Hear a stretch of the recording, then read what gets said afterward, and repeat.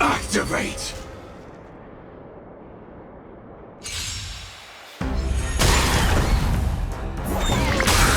Step up, let's see ya!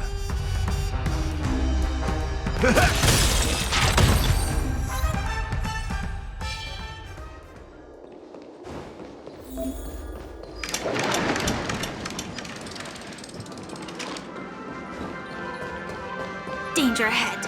Ready yourself. Firefly Type 4! Activate!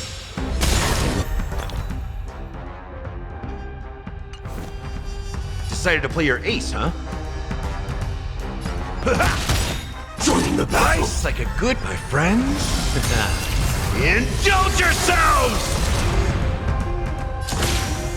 Attack!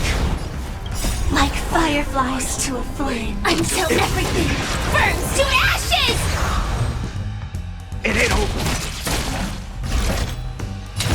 Fight to live! Rhythm get messed up. Dreams do come true. The mood is set. Let the show begin!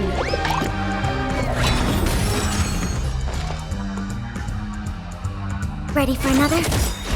Enemy data secured. Net markers activated. Time for a good old counterattack!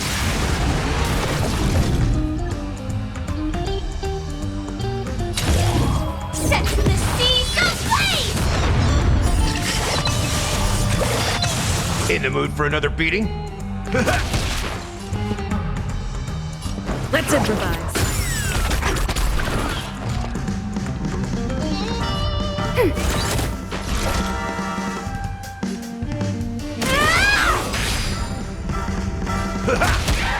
Take your positions.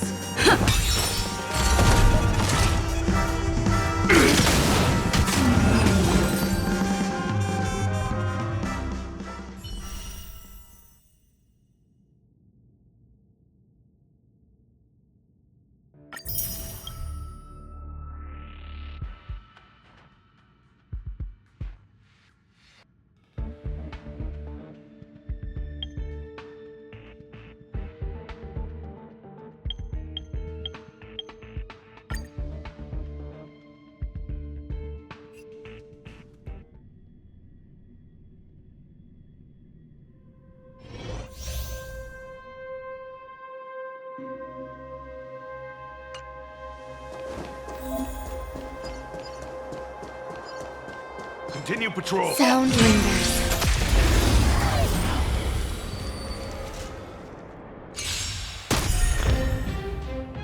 Existence is unity. I won't surrender. Time for a shot. eternal. Every petal and all will be swept away by the wind. You're not going anywhere! Rise, Venus! Nap time. No more playing nice. Dodge this! Some value I Wanna see what I can do?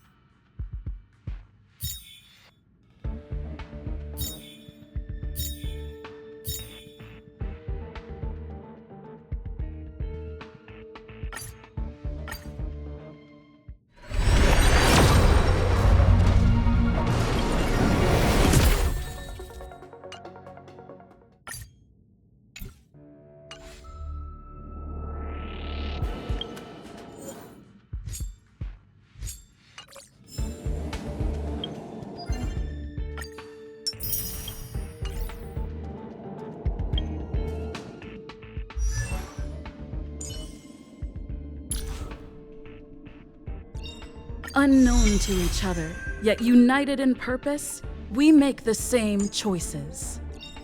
The one thing I look forward to? Growing up, of course.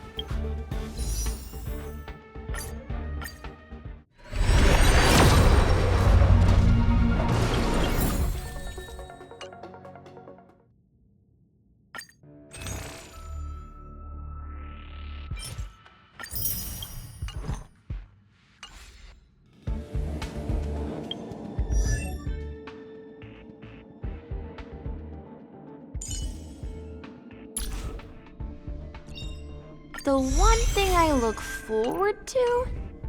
Growing up, of course.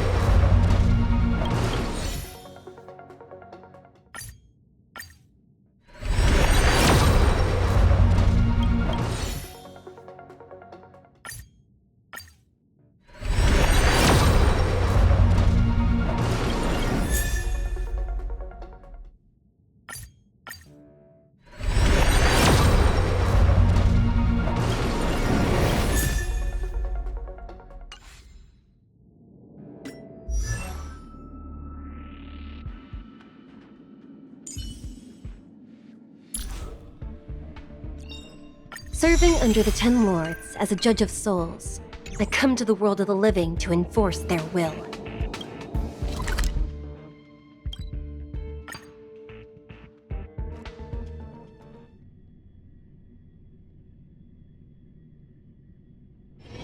Don't worry, Mr. Svarog. We'll be safe here.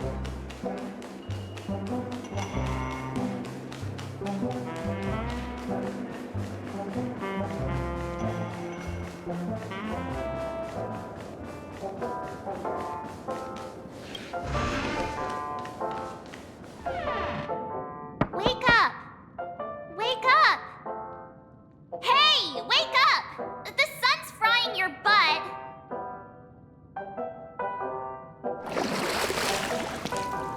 Are you okay? Can you hear me? I didn't hear a peep from your room, and it really freaked me out.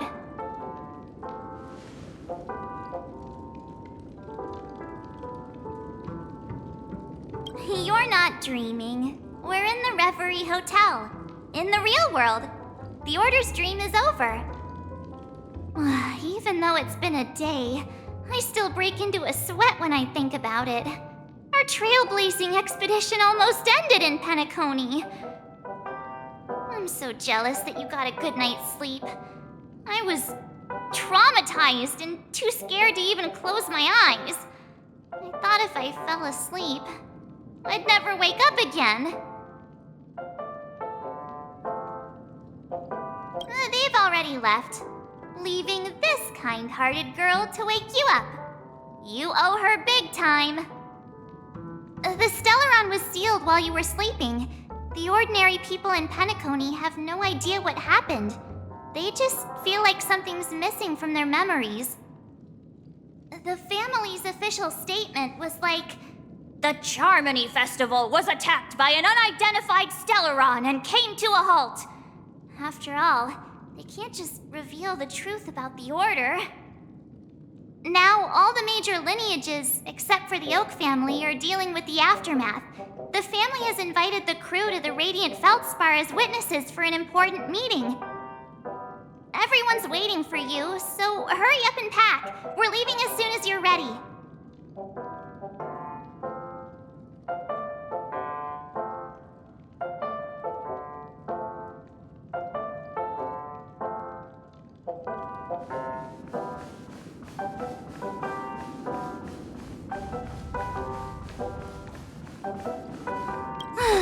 After all this craziness, nothing is better than staying safe in reality.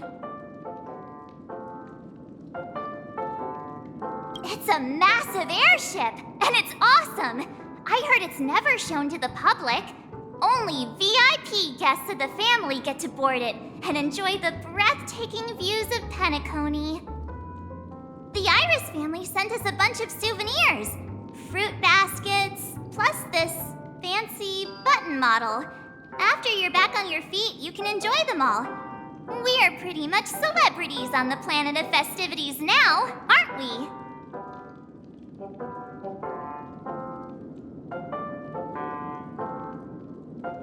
The Stellaron was sealed while you were sleeping.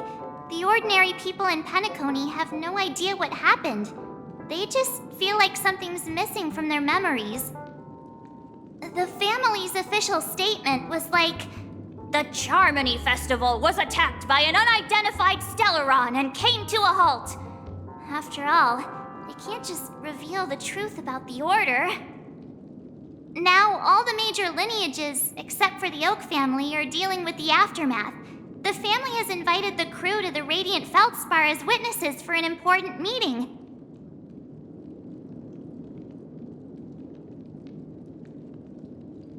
Why the sudden interest in that? Well, I was dragged into this sweet dream. I felt a cold tentacle diving into my memories, but something else was there. So the tentacle suddenly disappeared. And then I dreamed about stuffing my face with delicious food and going on a shopping spree. Sunday didn't seriously believe that was the life I wanted, right? Breaking free from that cheesy illusion was just a piece of cake.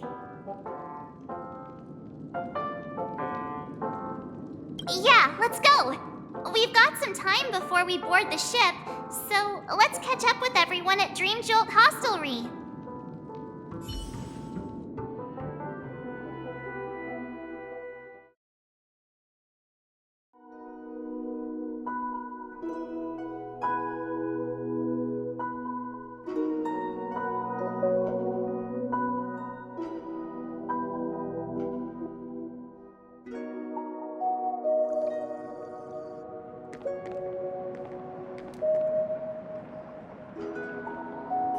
How extravagant. Just like Epsilon. How was it? Did it live up to your dreamscape expectations? You already asked that when we first got here. Yeah, and you said no back then. But after all this madness, I'd say you've grown fond of it. Oh, just a heads up, you're still on the Bloodhound family's wanted list, so keep a low profile. And this time, it's Firefly in the picture, not Sam. That's gotta be a whole new experience for you, right? Indeed. In Kafka's words, that's also a missing part of my life. Still, it'd be quite inconvenient if I can't move freely. Could you help me out, Silverwolf? I knew you'd say that. Don't worry. I've hacked all the systems and left no trace. Don't do anything that may draw attention, and don't talk with guards. They might recognize you. Keep these 2 points in mind, and you can go wherever you want, unbothered. Thank you. No problem, Miss Samuel. I love this fake name. Now that we're done here in Penacony, what will you do in your free time? I hear the Genius Society is here. How about we go stir up some excitement? Well, you know my script isn't over yet. I didn't bring you back to hear an answer like that. Don't worry. The script says that I'll experience 3 deaths, but also receive an unforgettable reward on the planet of festivities. How will I know if I don't try? All possibilities exist until the outcome actually happens, right? You may not realize it, but you have a bad habit. Whenever you seem to be asking a question, you've already made up your mind, and no words will dissuade you. Anyway, Kafka asked me to pass on this message. If you see anything fabulous in Penacony, get one for me too. Just swipe my card, you know the pin. She didn't specify anything, but I guess she means a dress, coat, sunglasses, or something else. You know better about fashion than I do. Sure, I'll keep an eye out. There's tons of options at OT Mall. Do you think she'll like trinkets, like hair accessories or brooches? Those sound more like something for young girls. Maybe you should keep them for yourself. Oh, by the way, Blade didn't explicitly say it, but I think he was trying to say something like, temptation will show up again in Penacony. He's always so subtle with his words. Got it. He was just worried about me. Relax, Silverwolf. You know me. I won't do anything crazy. I just want to wander around and see more of the world for myself. I want to buy some oat cake rolls. I've had a cake roll every day since I arrived in Penacony, from the first day to the last. But today, I'll buy 2 and give you 1. And if you don't like them, I'll enjoy double the pleasure. Or I can bring one to Kafka, as she never refuses. Or maybe I'll give it to Blade. He'll appreciate it. That's not written in the script, right? But as you see, I have added new footnotes to my destiny.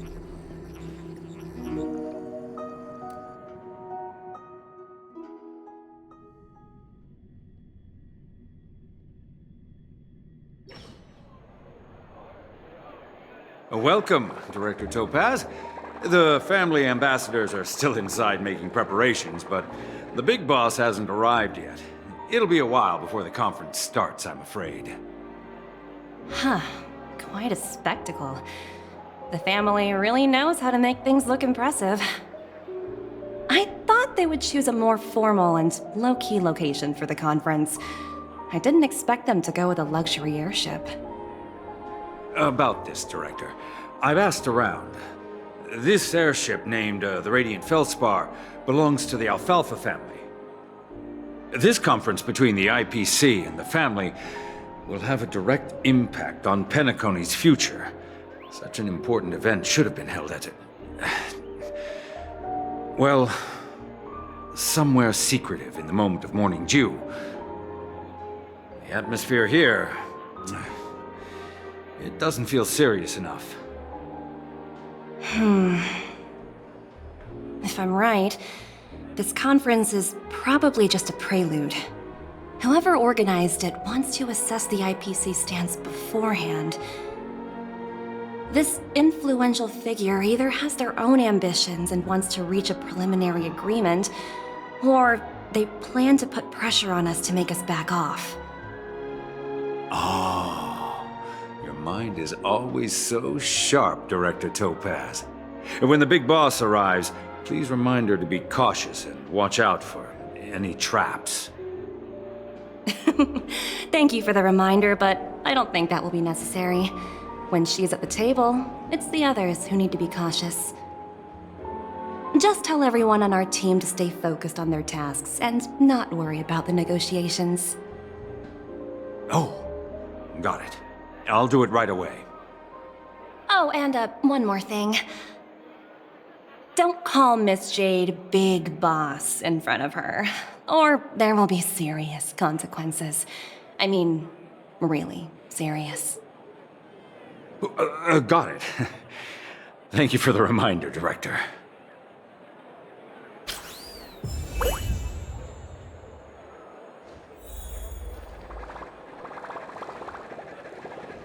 I tripped and fell right here. She's completely freezing.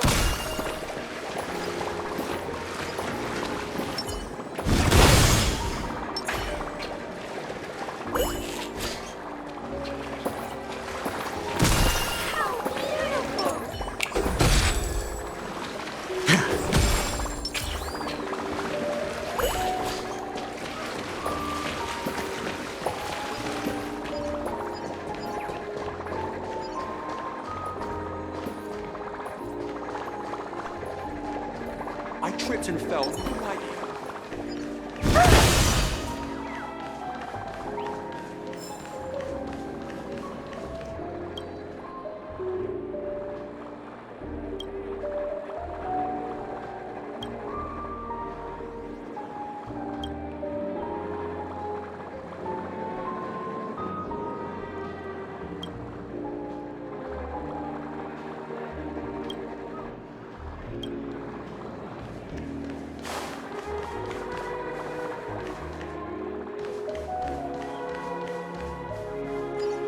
Take caution.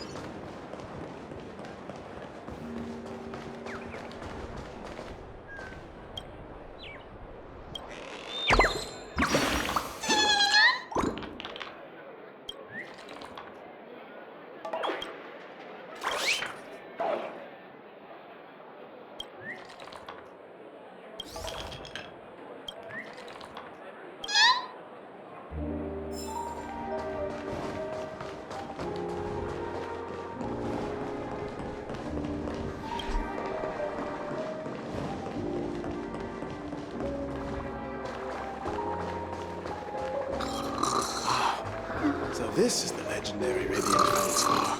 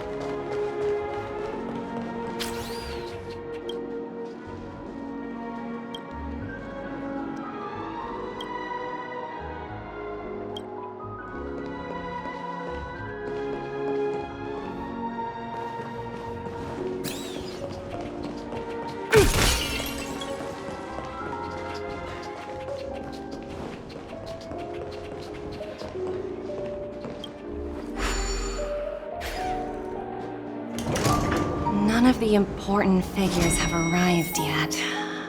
Huh. Looks like the conference won't be starting for a while. Such a bustling place.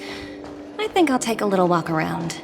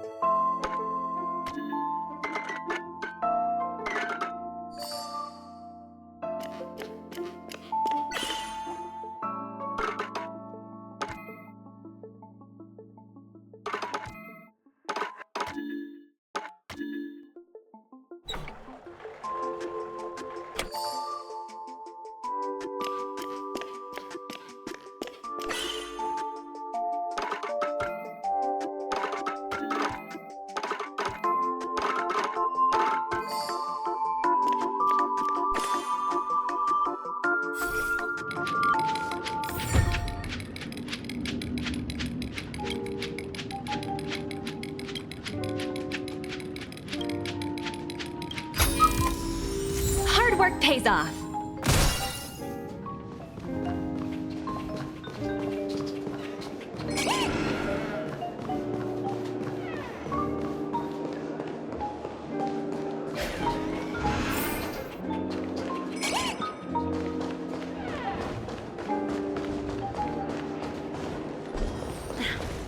Watch yourselves.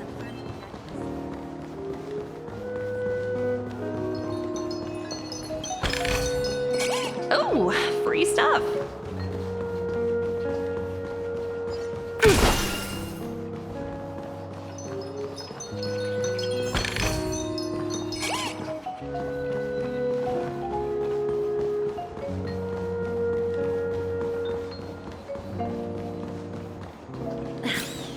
Watch yourselves in front of the IPC. Don't you dare embarrass me.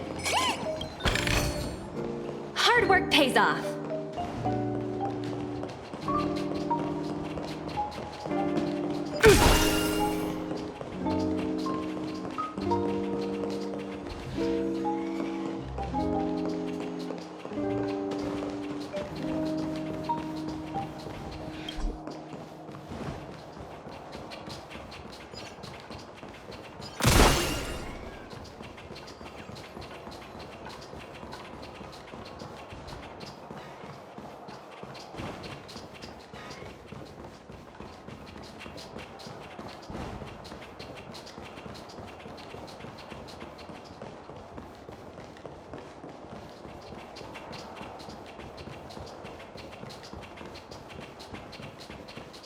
I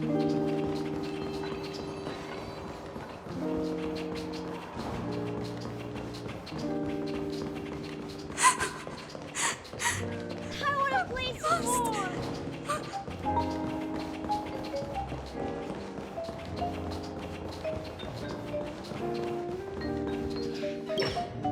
Greetings, madame. What can I do for you? Hello. Could you tell me more about the Radiant Feldspar? I assume you are the ambassador of the IPC Strategic Investment Department. It's my honor to assist you. The Radiant Feldspar is owned by Mr. Odie Alfalfa, head of the Alfalfa family. Mr. Alfalfa invested a significant amount in building this luxurious airship an Ember era ago, and it has been sailing across the 12 hours of the dreamscape ever since. Oh, so it's owned by old Odie himself.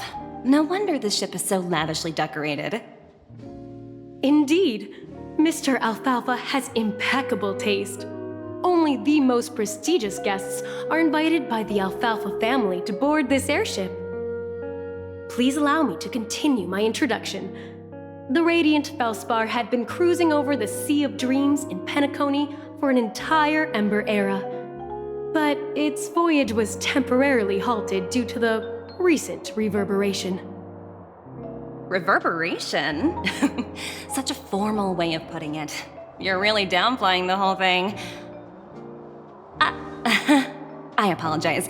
Please continue. Following the previous reverberation in the Sweet Dream, the Radiant Feldspar had to suspend its voyage temporarily. Thankfully, the factors that disrupted the dreamscape have been resolved. However, due to, well, certain special reasons, the Charmony Festival, originally scheduled at the Penacony Grand Theater, had to be temporarily postponed. So, Mr. Alfalfa suggested relocating the Charmony Festival to the Radiant Feldspar, taking this opportunity to announce the resumption of the airship's voyage. Ah, well, that would meet the family's needs and also create momentum for Mr. Alfalfa himself. Quite fitting for a legendary tycoon like him. Thank you for explaining matters to me. Goodbye. I wish you a great time aboard the Radiant Feldspar.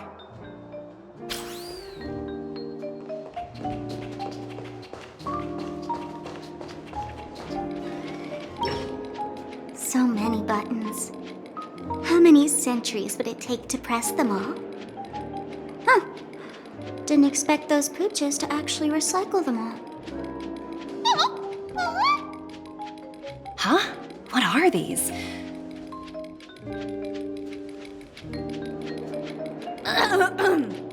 For your safety, please stay away from those objects. For my safety? Are these buttons something dangerous? Not exactly. Lately, there's been a prankster in the Sweet Dream who's been handing out strange button devices to anyone he meets. According to those involved, he said something like, "Just press this button and all of Penacony will explode!" Luckily, no one believed him. Still, the Bloodhound family collected these buttons just to be on the safe side.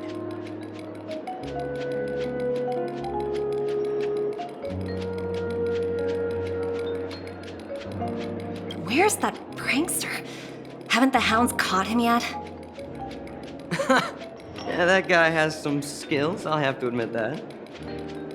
However, you know, the Bloodhound family won't give up. Whoever disrupts order in the dreamscape will face severe consequences. Anyway, the family will deal with these things. Please kindly keep your distance.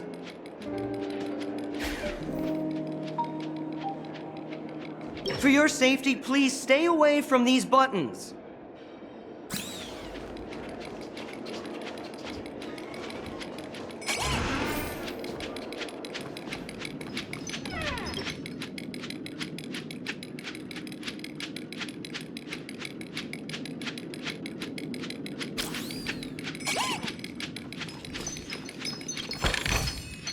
Hard work pays off.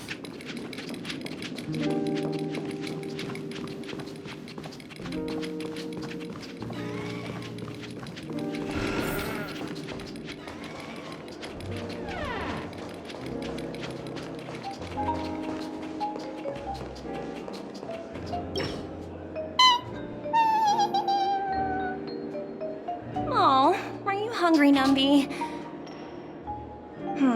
Food in the dream. Shouldn't taste bad, right?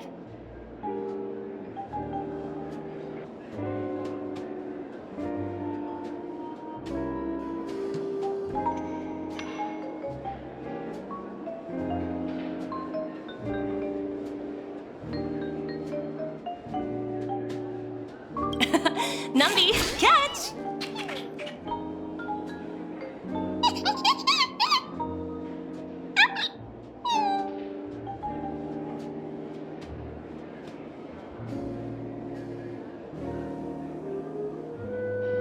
Looks delicious, huh?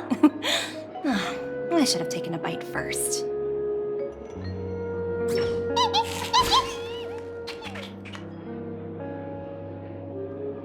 Hello?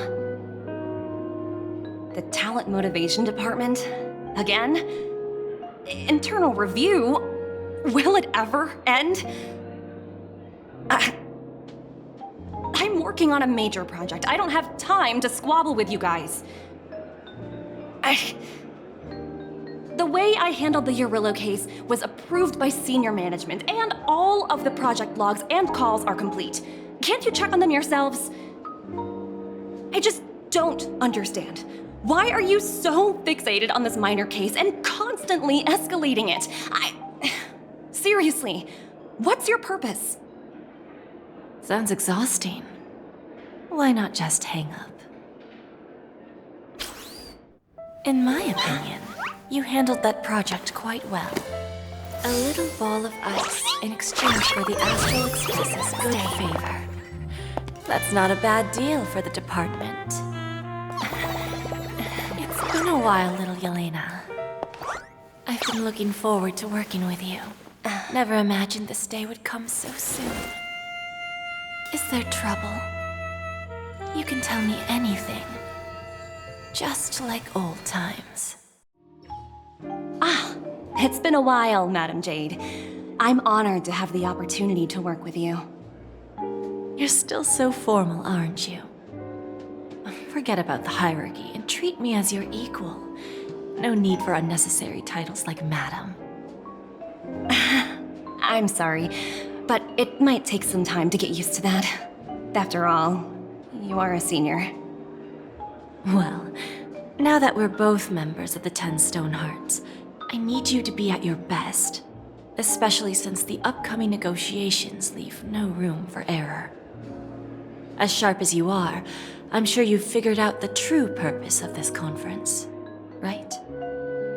I believe old Oti has taken it upon himself to test our limits before the official negotiations between the IPC and Penacony. That's true, and it works in our favor. Do you know why? If we can reach some sort of agreement with old Oti beforehand, and gauge our opponent's boundaries, our future negotiations will go much more smoothly. That's the obvious benefit. Exactly. And the hidden benefit is that as the head of the Alfalfa family, his actions suggest that the 5 lineages might not be as united as the Odes of Harmony would suggest. As long as the influence of Harmony hasn't completely permeated their core, personal desires will always have their way. Thankfully, influential figures in Penacony haven't entirely suppressed their own desires. It's similar to the power struggles within the IPC. The supposed all-for-one philosophy shared by the 5 lineages. It's just a slogan now that the Dream Master has gone. After the downfall of the Yoke family, old Oti's faction became the dominant force in Penacony. Even if we consider only the succession order, he's the longest serving and most senior among all the family heads. Yes, that's exactly why we need to handle the conference following an agreed-upon strategy. It's like playing a game of chess, where every move needs to be carefully thought out. Absolutely. The 3 steps of negotiation. Listen, test, and strike. That's what you taught me. Pretty clear. Although, you seem to have changed the order in the Yarilo case. That was based on my personal experience. I apologize for interrupting your conversation, but the family head is ready to meet the ambassadors from the Strategic Investment Department. Time to get to work. Let's prepare ourselves and meet that esteemed supporting actor. Remember, our goal is to create an opportunity for the IPC to enter Penacony. Aventurine has already made a small opening, and you and I, we're going to tear it wide open.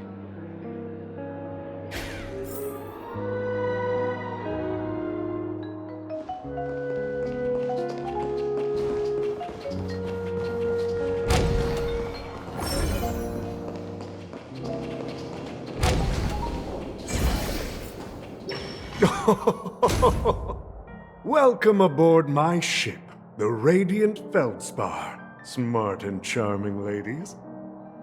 Please, have a seat. Let's have a pleasant conversation.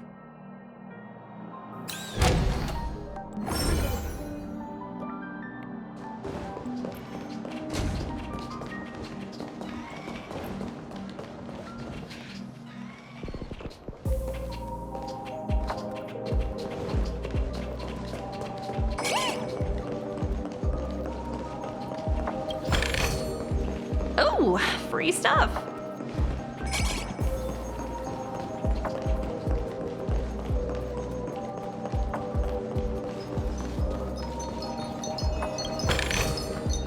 Hard work pays off.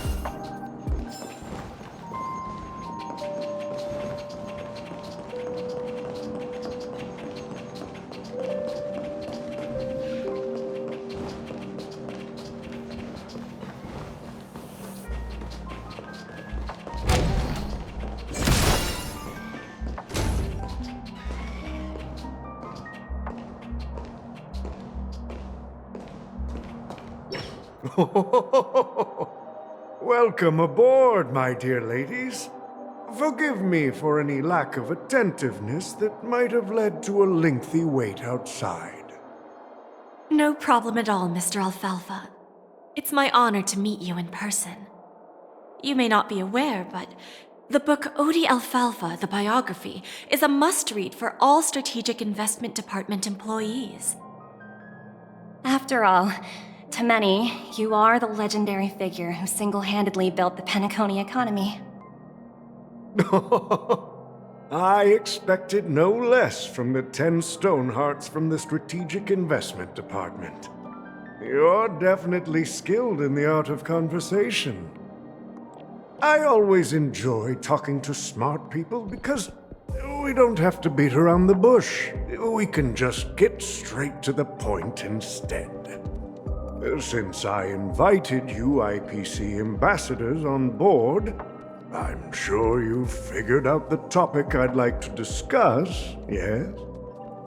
The future of Penacony, if I'm not mistaken. Precisely. Those few words represent a terribly complicated situation indeed. Let's take that golden-haired guy who's not showing up, for example. He put in great effort and almost got himself killed. But what was it all for? Wasn't it eventually to create an opportunity for you IPC to regain control of the precious Astana? The wisdom and experience you've accumulated over 10 Amber Eras are truly impressive. Let's assume your assumptions are correct, Mr. Alfalfa. How would you respond to the IPC's actions? I appreciate your composure, Miss Jade. You must have witnessed much in your worldly experiences. However, perhaps you don't know much about Penacony. Old Oti won't sit idly by when faced with a greedy wolf.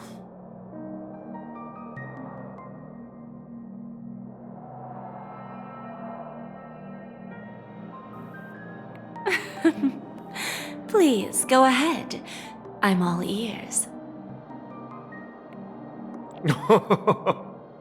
Then I'll be straightforward. I requested this meeting before the official conference to dissuade the Strategic Investment Department from trying to lay a finger on Penacony. If you back off now, you can make a smooth exit and prevent the IPC from losing face during more important negotiations. One of our P-45 executives was attacked and nearly killed in the dreamscape. The IPC can't simply ignore this incident.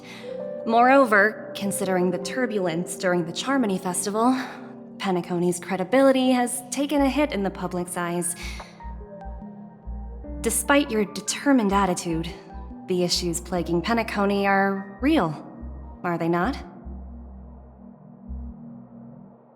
You use the term real, Miss Topaz, but let's not forget that this is the realm of dreams. If you want to succeed here, you need ambition and unconventional thinking. Curious about how I plan to respond to the IPC? Well, I don't mind sharing. My actions will help Penacony take a significant step forward by self-listing and going public. Going public? If I'm not mistaken, you want to bypass the IPC and go public on a universal scale. Precisely. Instead of watching the IPC gnaw away at Penacony, I'd prefer to open the doors of the sweet dream to the entire universe. Starting today, anyone in the cosmos can become a shareholder of the land of the dreams. This is the path of harmony I'll choose.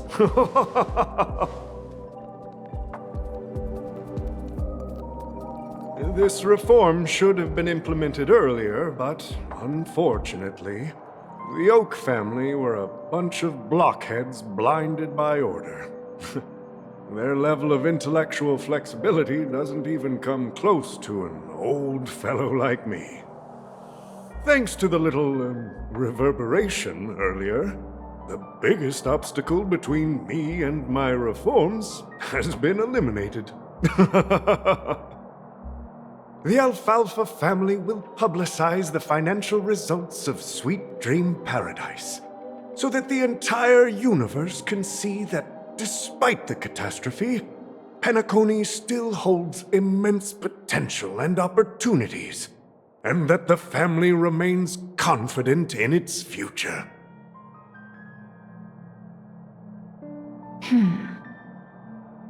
Crisis and opportunity are two sides of the same coin. So, you've been waiting for the right moment for Penacony to regain the spotlight. And if Penacony should seize this opportunity to overcome adversity, even if the IPC tries to intervene, every move we make will be scrutinized by trillions of people.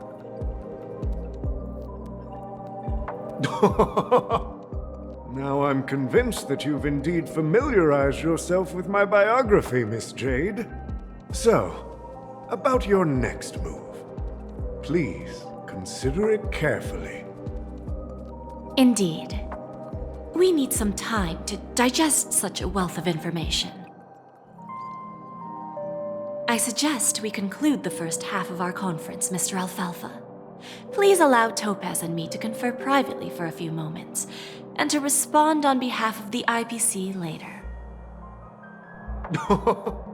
Of course. Take your time, dear ladies.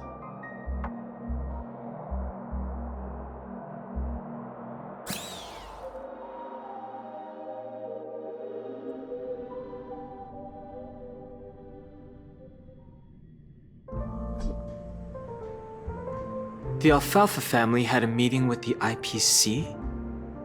I got this information from a message sent by that IPC ambassador. He said it was to return the favor. It's not hard to imagine. Penacony today is pretty much like the frontier prison it once was, with external forces casting greedy eyes and the undercurrent of order lurking within. Instead of falling into a situation where they are plagued by both external and internal threats, Penacony would rather take a step back and invite the IPC to negotiate at the table, ostensibly to cooperate, but in reality, to secure more opportunities for their own survival. Well, no wonder they sought the mediation from the Astral Express. In your opinion, who should we stand behind? I don't think the followers of the Harmony are completely innocent victims in all of this. For reasons unknown, they have a strong desire to smooth things over, which leads to speculation about their motives. If either the family or IPC were to assume full control of Penacony, it would return to its previous illusory dream of hedonism, and the efforts of those previous nameless would once again go to waste. There you are. Did you rest well? I didn't disturb you since you were in a deep sleep.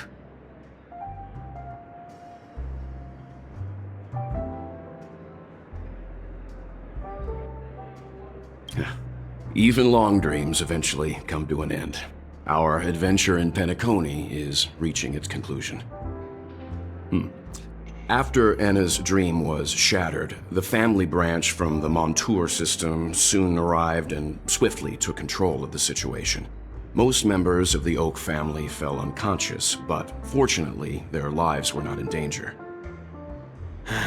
The mastermind behind the plans was confirmed to be Gopher Wood, the previous Dream Master. But by the time we arrived, he was dead already.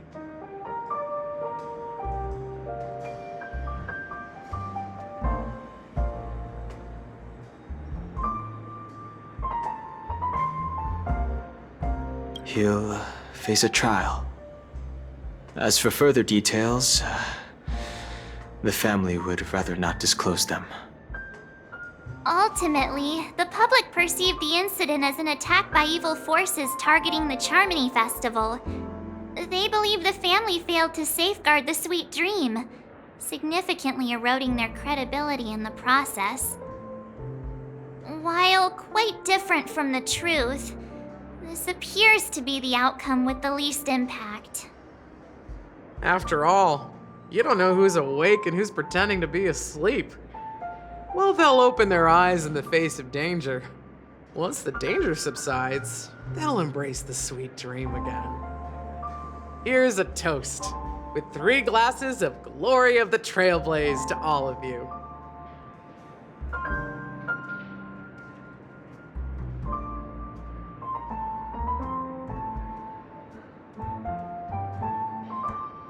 Yeah, it's good to see you all again. Although we might be saying goodbye again after this reunion. When will the Astral Express leave Penacony? We'll stay a bit longer, but not too long. So, this is our final meeting then? If this is a farewell, then it seems to be missing something. Music? Atmosphere? Maybe a special drink to honor those who are not here. Let's see. The mixed drink should be solemn, dignified, and unique, as we'll use it to pay respect to those fallen heroes. To the nameless, resting in peace, and to Gallagher.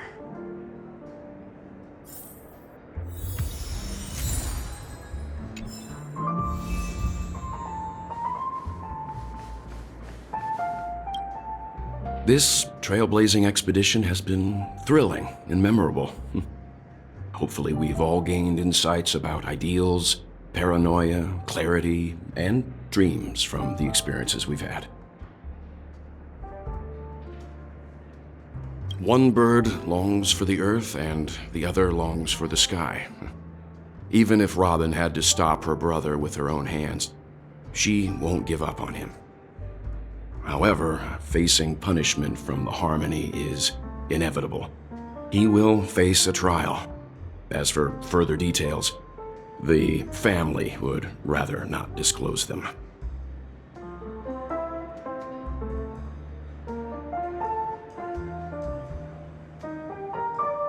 Since the family took up residence in Penacony, the Order has been hiding in plain sight under the guise of the Oak family, using the Stellaron's power to strengthen their hold on the Sweet Dream, which eventually resulted in disaster.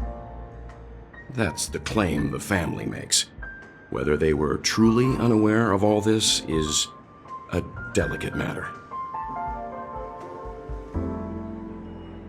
Venturine's efforts finally earned the IPC a seat at the table. As a result, a more senior representative arrived in Penacony and initiated negotiations with the family. As far as the Astral Express is concerned, the IPC will make for an invaluable ally during the negotiations to prevent Penacony returning to its former ways.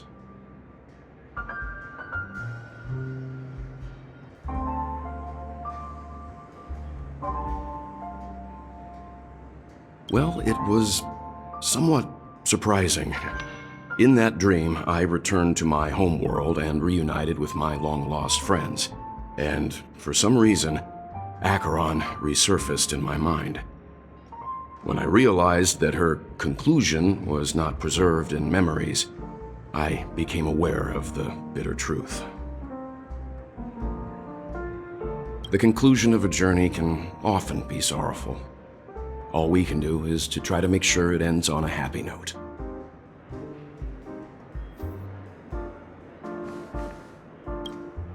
It's rare for all passengers to leave the Express together during a trailblazing expedition.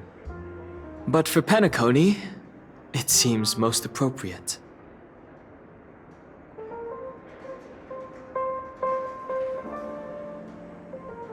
Given the conductor's presence, there's no need to worry about it. However, it's crucial that we soon return to inform Pom Pom about, the Nameless. In my dream, the Express stopped at many places, and passengers came and went. However, the 5 of us were always present, and the journey seemed never ending. Perhaps this could be a deep-seated desire inside me. And upon realizing this, I knew it wasn't real. No related records exist in the databank, but I have a theory. The hidden dangers of the Order have always been within the Harmony, and this issue existed within the family from the very beginning. However, now that more powers in the universe are aware of this secret, the situation in the cosmos will become more complicated. Like I said, We'll go and see. Once we've packed everything, we should head to our next destination.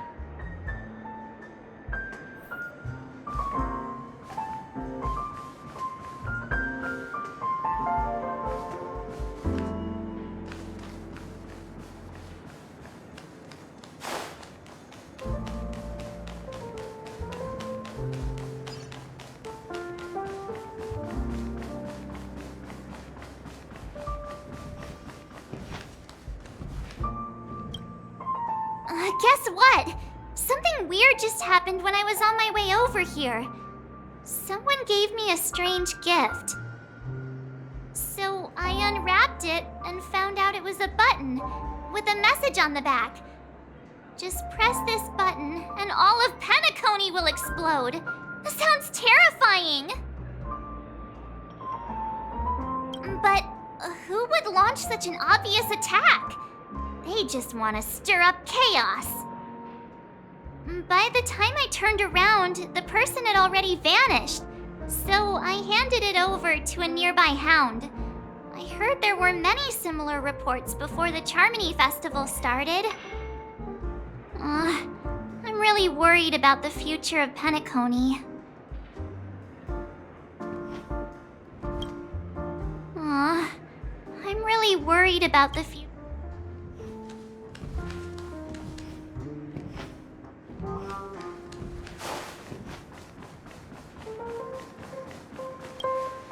Ready to mix your drink? I'm not sure. I haven't seen him since our last meeting at the lounge. Come to think of it, he always did come and go quietly. We used to discuss everything here. But every time he'd leave, I'd realize that I didn't know him at all. Such is the mystery that is Gallagher. I have a hunch. Perhaps he's already fulfilled his wishes and won't be coming back. Before we start, would you like to talk to your friends? We have plenty of time. All right, as you wish. I think I have an idea about what drink to make. Would you like it bitter or sweet? It's up to you. Choose the flavor that suits you best at this moment.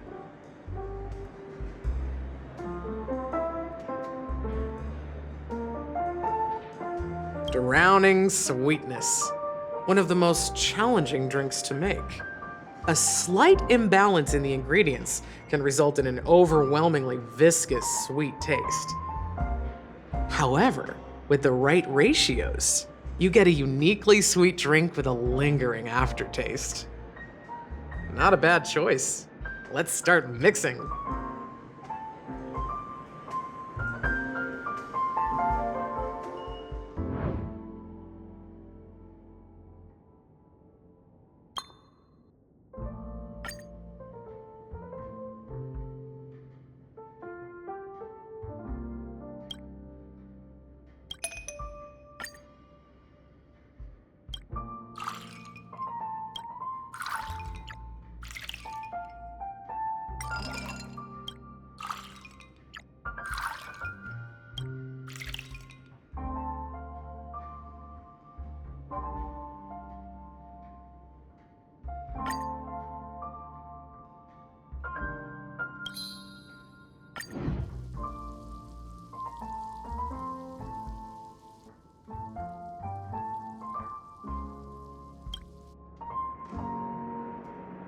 Words always fall short.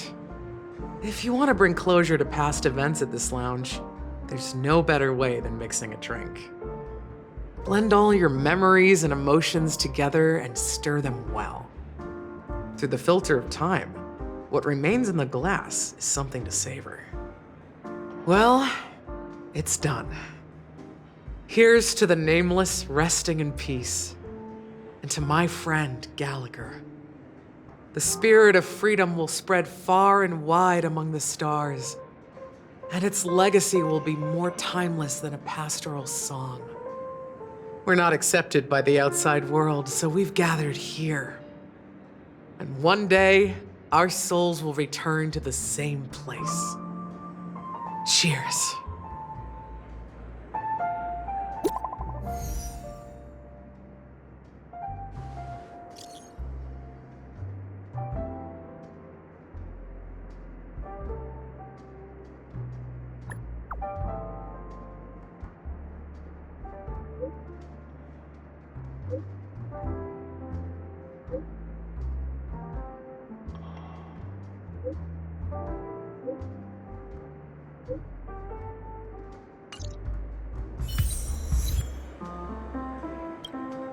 Oh, are you leaving? Oh, then take this with you. I've mixed more of this last special drink for you. The past shouldn't be forgotten. So I hope it brings back the flavors of Penacony. Thank you. I'm sure it'll leave a lasting impression. If you happen to run into Gallagher, make sure he has a sip too. I know his tastes, and he'll be thrilled. Alright, enough with the heavy stuff. You guys have important things to take care of, so let's not dwell on things. Whether it's the Astral Express or Penacony, there's still a long journey ahead. So let's lift our spirits, guys, and embark towards our tomorrows.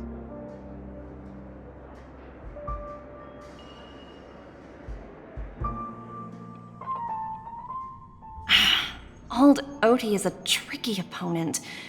I didn't expect him to take the risky step of going public at such a critical moment for Penacony. Indeed. He's definitely bold. It's that kind of boldness that made him the Odie Alfalfa he is today. Still, the outcome is uncertain. Shouting loud doesn't necessarily carry any weight. What about the phone call I asked you to make, Topaz? Ah, they agreed. But it'll take some time before they arrive. Just as it should be. The sweet dew should be served after the bitter poison. Looks like we'll be skipping the exchanging apples step this time around. Now that we're dealing with a greedy merchant, a simple apple wouldn't make a difference. Well, I guess I included myself in that remark too. Now I'm a bit curious, Topaz. Do you think Penacony is a quality asset? Yes. Despite its recent calamity, Penacony remains a top quality asset within the cosmos, with good credit, lucrative potential, and promising prospects. Well, that's obvious, but what I truly wanted to know is, this project is obviously too bland for your taste, isn't it? That's true. I wouldn't be here if it weren't for Venturine. But despite that, you trust him. You even entrusted him with a cornerstone, something as precious as life itself, to finish this gamble. Are you not in the same boat, Miss Jade? Without us playing along, your Jade Stone wouldn't have made it across the border so easily, allowing you to see all desires that flow through dreams to gain a bargaining chip in negotiations. That's why I'm willing to stake my Topaz Stone to cover for you. It's like one big, elaborate game of chess. Once that kid sets his mind to something, nothing can stop him. Not even fate. Well, at least he's still alive, and that's the best outcome. Looks like we've strayed off topic, Miss Jade. Should we discuss our next steps? No need. I'll go it alone. Meanwhile, you can go greet our honored guest and wait for my message. Okay. Is that Robin? Huh. She's also here on the Radiant Feldspar.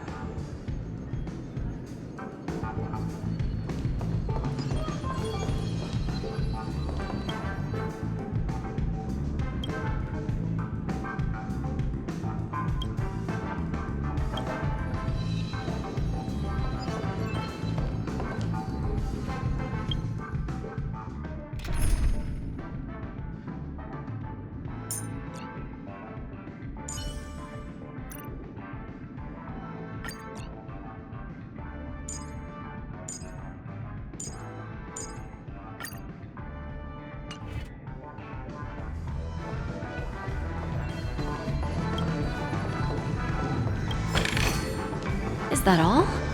Hardly worth the bother.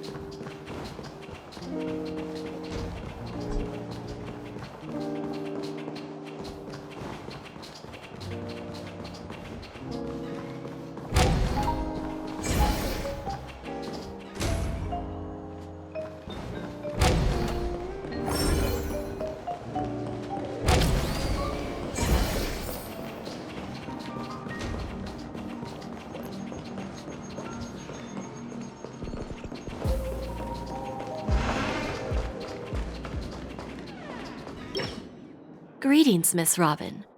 I didn't expect to meet you here. Miss Jade? Greetings.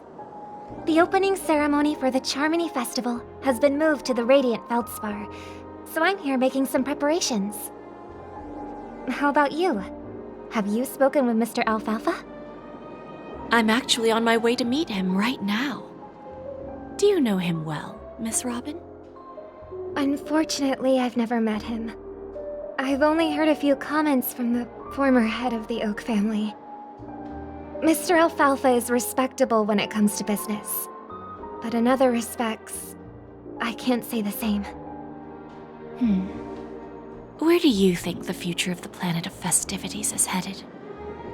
I believe the sweet dream will see its rebirth, just like the Radiant Feldspar resumed its voyage. The Harmony needs a new direction. Only by bidding farewell to the past can we actually sail into the future. There are no permanent allies or everlasting enemies. So let's both take what we need from this deal. Naturally. I'm looking forward to your performance. See you at the festival. See you later, Miss Jade.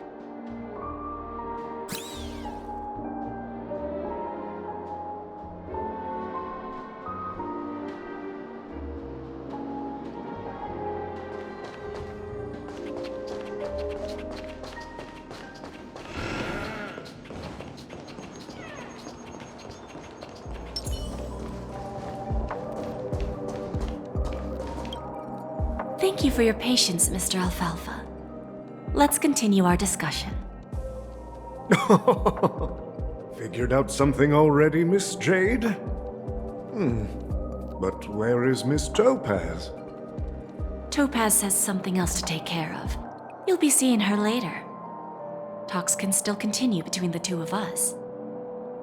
Is it just me, miss? Your tone sounds very different now. I need to set a good example for my junior. It's not a good habit to be too loose-lipped during negotiations, right? Now we can speak frankly and openly. Do you believe what I said, Odie? You're not the only merchant who has seen the changes in the cosmic market over the past 10 Amber Eras. Interesting. Now that's interesting. Good. It's good to be straightforward. Openness and transparency are my things. So, tell me, what's your next move? Unfortunately, I'd like to speak the harsh truth before laying out my plan. Let's cut to the chase. First, your plan won't work. Penacony has no way of sidestepping the IPC and going public. Second, you can't stop the IPC from entering Penacony. We've got all the time and connections in the world to find a way in. We'll keep tearing down and rebuilding this place until the Asdana system gets used to the IPC's ways again. Now, I'm repeating your words exactly. If you don't want to be a laughingstock and have everyone gunning for you at the official conference, you'd better drop your little pie-in-the-sky plan. Oh, interesting. Indeed. You surely have a way with words. Now, I'm curious to know what you have up your sleeve. Mr. Alfalfa, let's not forget that the IPC controls the biggest interstellar publicity platform. More than half the news networks in the universe take their orders from us. The moment news spreads about Penacony going public, trillions of customers will immediately receive a message like this. The family's protection for Penacony has expired. Any mishaps in the dreamscape could result in permanent brain death. Care to guess how many ways we have to turn alfalfa credits into worthless junk within a measly 24 system hours? With the entire cosmos keeping a close eye on Penacony, I assure you, it won't be too hard. You really think you can pull that off? Even from Pier Point, as distant as it may be, I'm more than capable of keeping you on a tight leash. However, if you agree to give up that half-baked plan to go public, the IPC will assure you that we'll never jeopardize the interests of the family heads under your leadership. After all, we also need allies here in Asdana. The IPC can assist Penacony with financing, starting by acquiring 30% equity shares. With our financial support, stabilizing and rebuilding Penacony will be a piece of cake. 30% equity, you say? Who can guarantee you won't want more in the future? That's the brilliant part of it all. The answer is simple. No one. There are no guarantees. It all hinges on self-awareness and mutual respect. However, the board of directors will consider the interests of the family heads to some extent. You're a smart merchant, old Odie. Isn't the whole purpose of this elaborate game to showcase your business acumen and seek more benefits for the family? It benefits us if we both take a step back. And if that's not enough for you, I'm pretty sure that another goal of making Penacony go public is to expand the influence of the Planet of Festivities and attract more customers. I understand your concern, and I have a solution for that, too. Fine. Now I see your sincerity.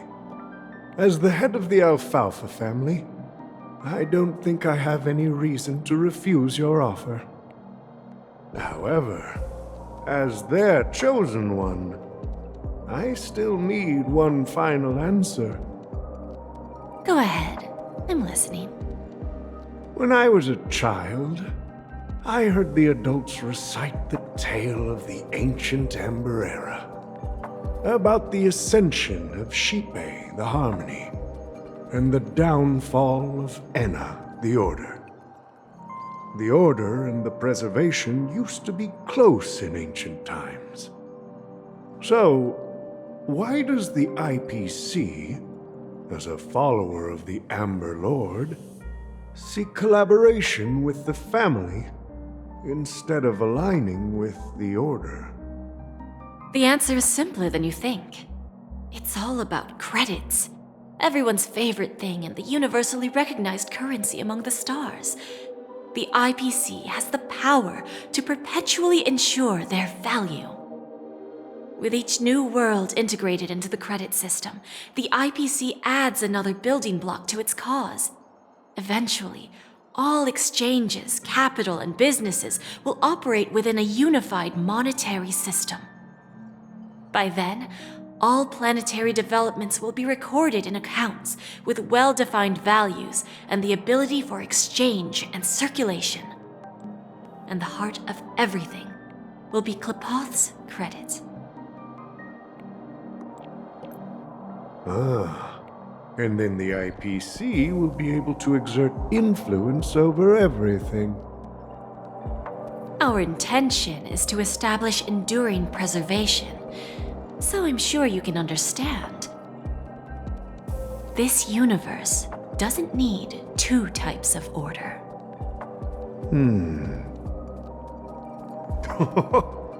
Well said. Now you've convinced me. All right. Tell me your solution. Let's see if we're thinking the same thing. Then let's continue our conversation. Please, Topaz, invite Sweet Dew to join us at the table.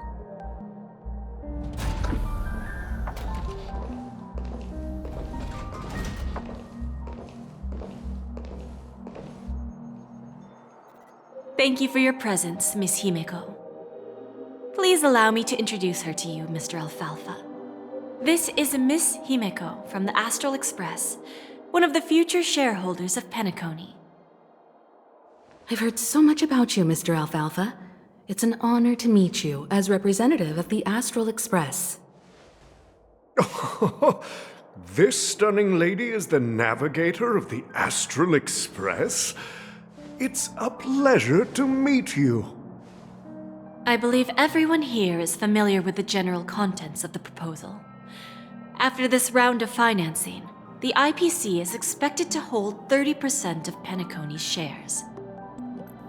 Then, the IPC will transfer 5% of that stake to the Astral Express and recommend Miss Himeko as an independent director to honor the sacrifices and contributions made by the former Nameless to the land of the dreams.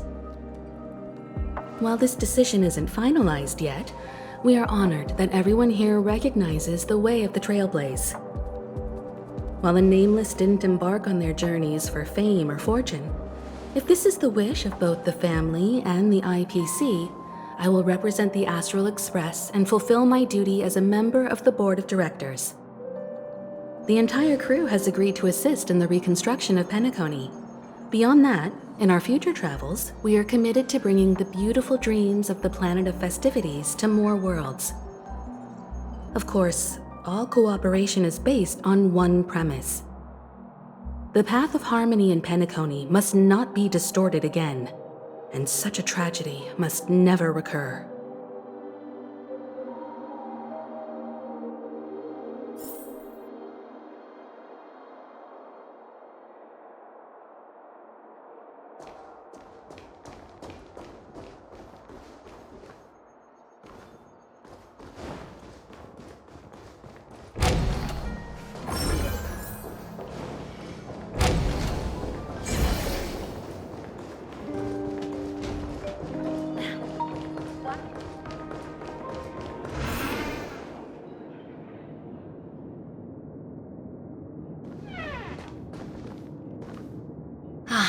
Old OT is in agreement, so the issue is settled, I presume.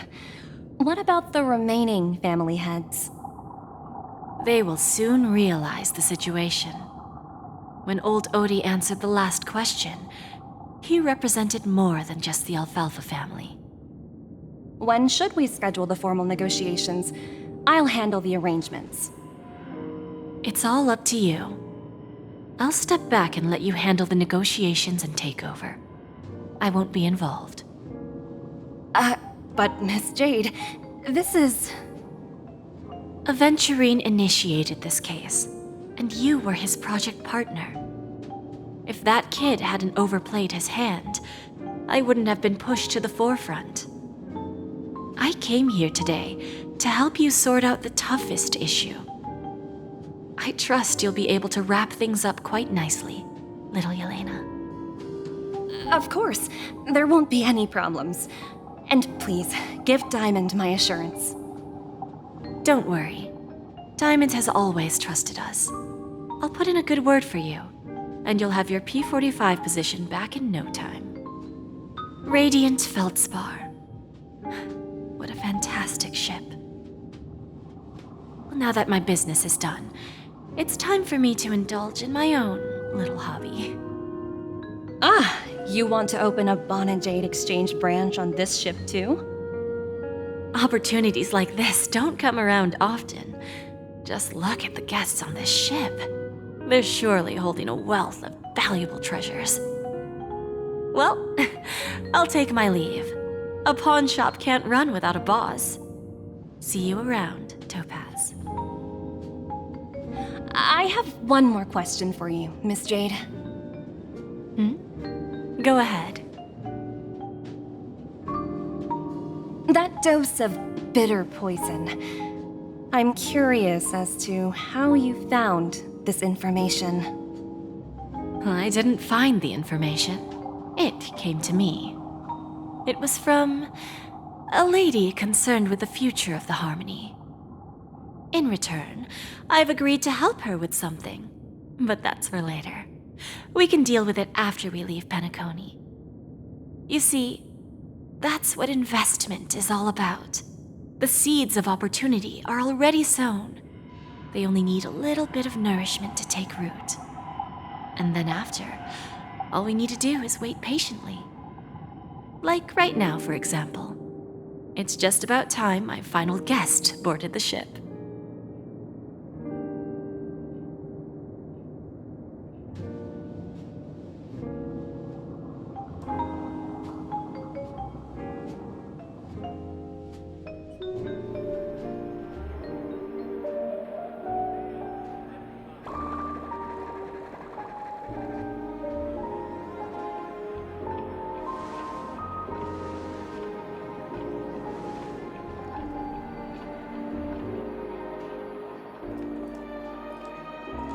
Sneaking in was way easier than I thought. The family's security is as lax as ever. So, this is the Radiant Feldspar. So luxurious. A pawn shop that grants wishes. Is there really a place like that on the ship? I'll find out for myself if the rumors are true or not.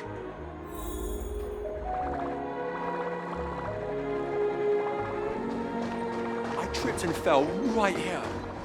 Just completely.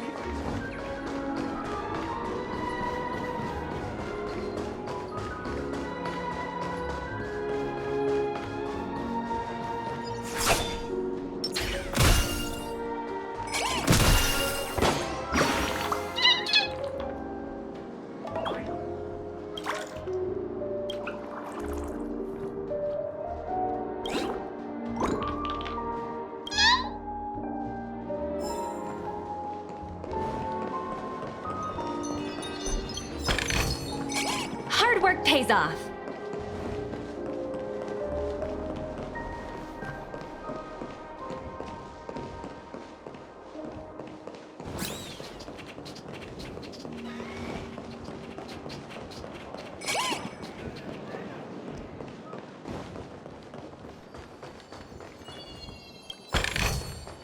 Ooh, free stuff.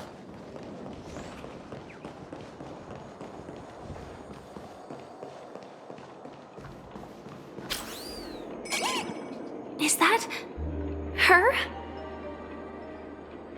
Huh. Vanished in the blink of an eye. So the Astral Express is here too.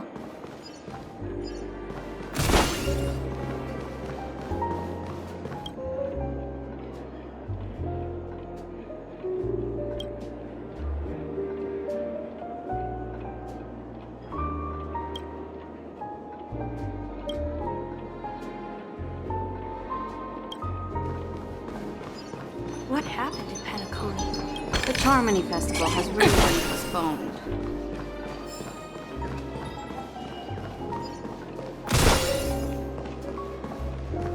By the way, there's one more thing. Mr. Alfalfa and I discussed it. I'll present a gift to the Astral Express on behalf of the family as a token of gratitude for the Nameless's contributions to Penacony. Please help me with the necessary arrangements. Right away, Miss Robin. Can I ask you something? Oh, greetings, miss. Is there anything I can help you with? Do you know how to get to the pawn shop? Pawn shop? Ah, you must be talking about Lady Bonajade's place, right? I heard she offers, special services there. I've marked the pawn shop's location on your device. Please feel free to check it out. Lady Bonajade. I think I've heard that name somewhere before. Was it from Silverwolf? Come to think of it, she disappeared after mentioning that she was going to meet with the Genius Society. I wonder how things turned out for her.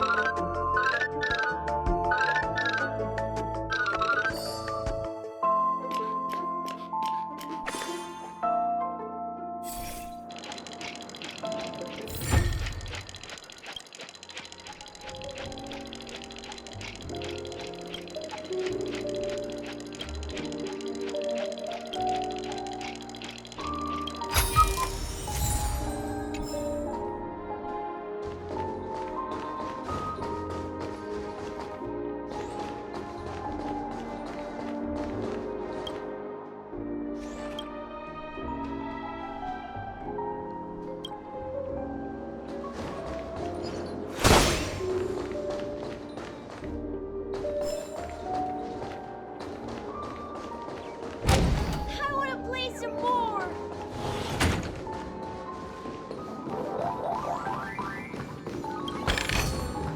Inspection complete. Nothing suspicious.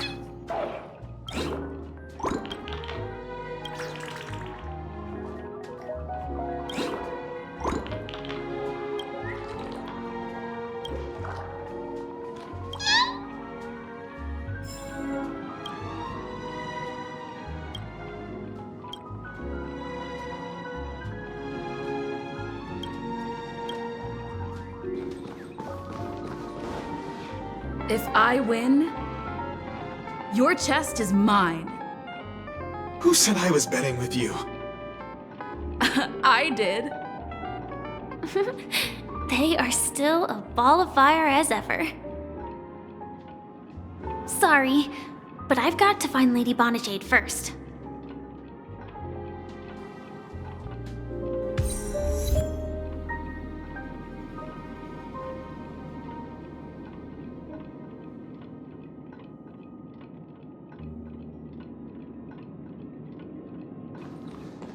No, it's not the best time to do that. Sorry, but I've got to find Lady Bonajade first.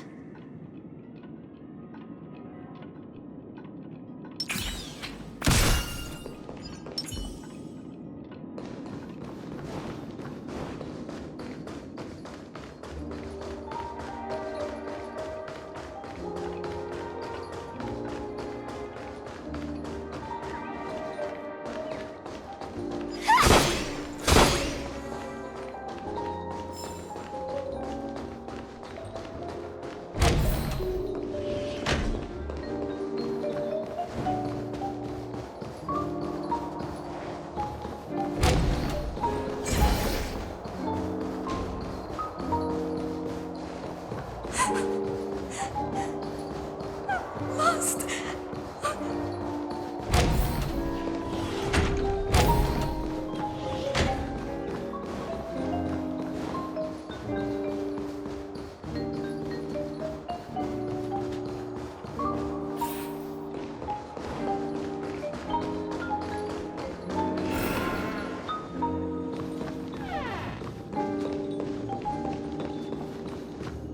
Welcome to Bonajade Exchange, Radiant Feldspar branch. How should I address you, dear lady? Just call me Samuel. Samuel. Nice name. So what do you need, Miss Samuel? And what are you willing to give up in return? I want to keep on living. And for that, I'm willing to give up everything I have.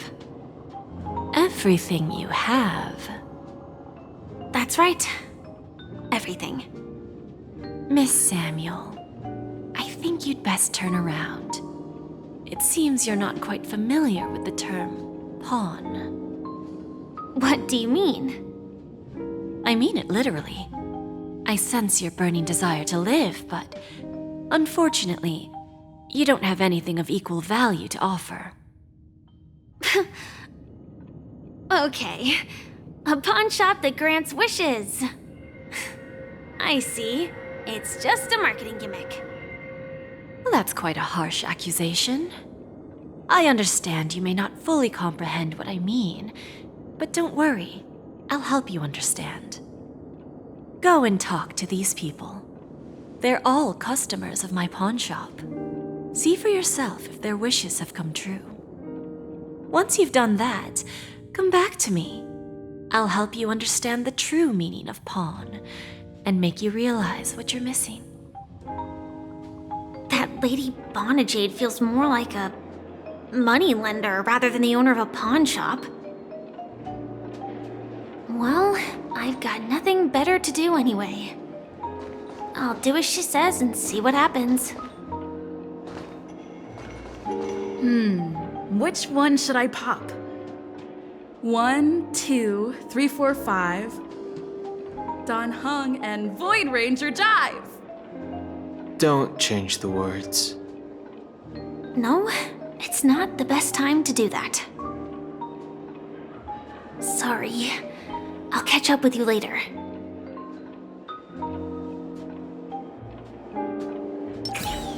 Got it.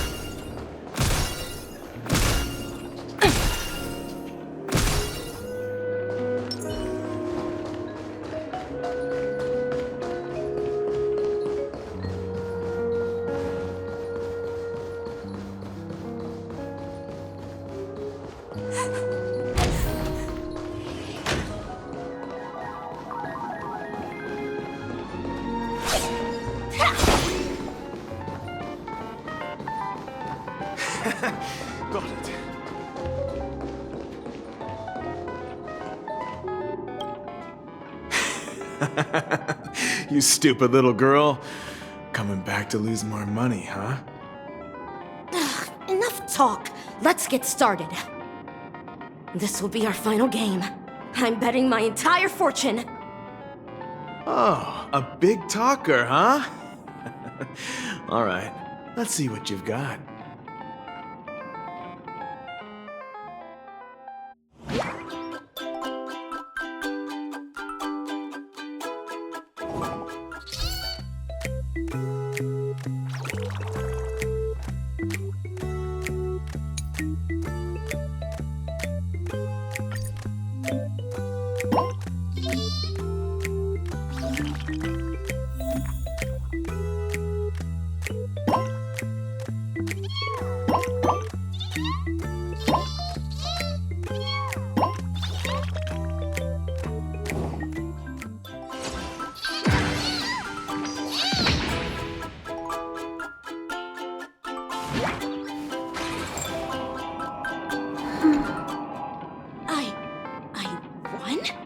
I actually won! This can't be! You lost to me 10 times in a row. How could I possibly lose to you at such a crucial moment? It's true! Lady Bonajade has truly blessed me! Finally, my luck has turned for the better. Great new era for Stacy. The master gambler has arrived.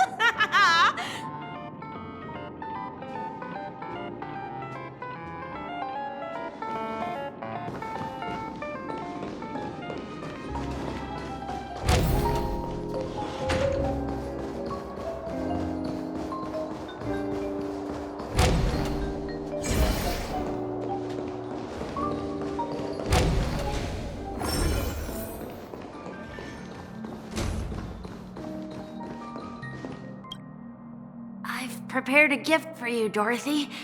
Check this out. Whoa! What a beautiful necklace! Is it made of cymophane? It's stunning. How did you know I love jewelry made of cymophane? It has the same purple hue as the necklace my dad gave my mom. I've never told anyone about it. How did you find out, Del?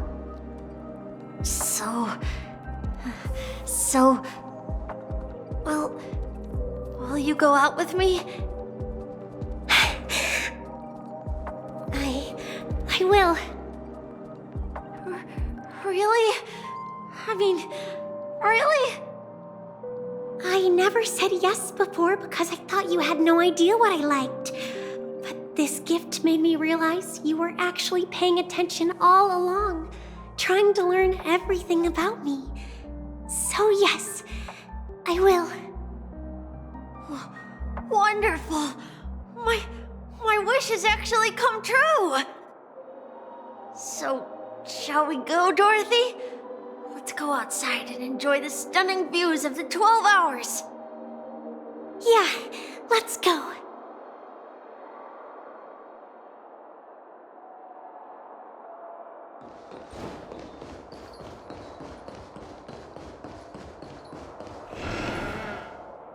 Hey, did you see that? The gray-haired one outside. Don't look around, just focus on your drink. Seriously, they look like a total lunatic. Is that her?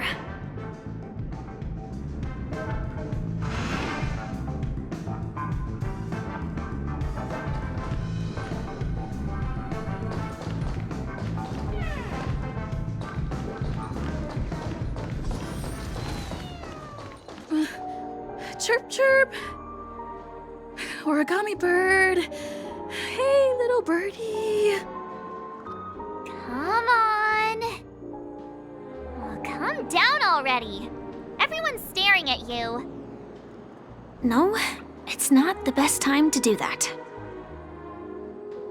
Sorry. I'll catch up with you later.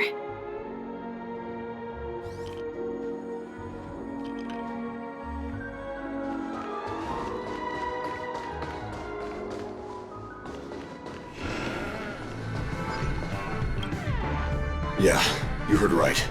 I've got him. He's been hiding at the moment of Soul in Pinnaconny, using a fake identity. And he even posed as a professor at Paperfold Academy. I've made a deal with the family. We'll leave the extradition-related paperwork to you. How'd I find him? Well, let's just say I had some help from an influential figure. Don't ask for the details. 22 years. Yeah. 22 years of chasing this guy all over the cosmos. You know, never thought it'd end up like this. Right here. I'm gonna hang up for now, partner. I need to raise a glass to myself.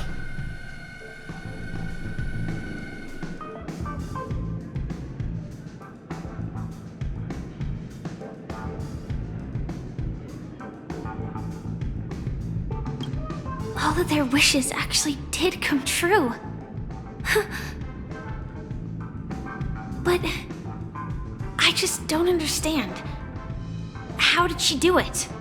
And what does pawn really mean? I should go back and ask.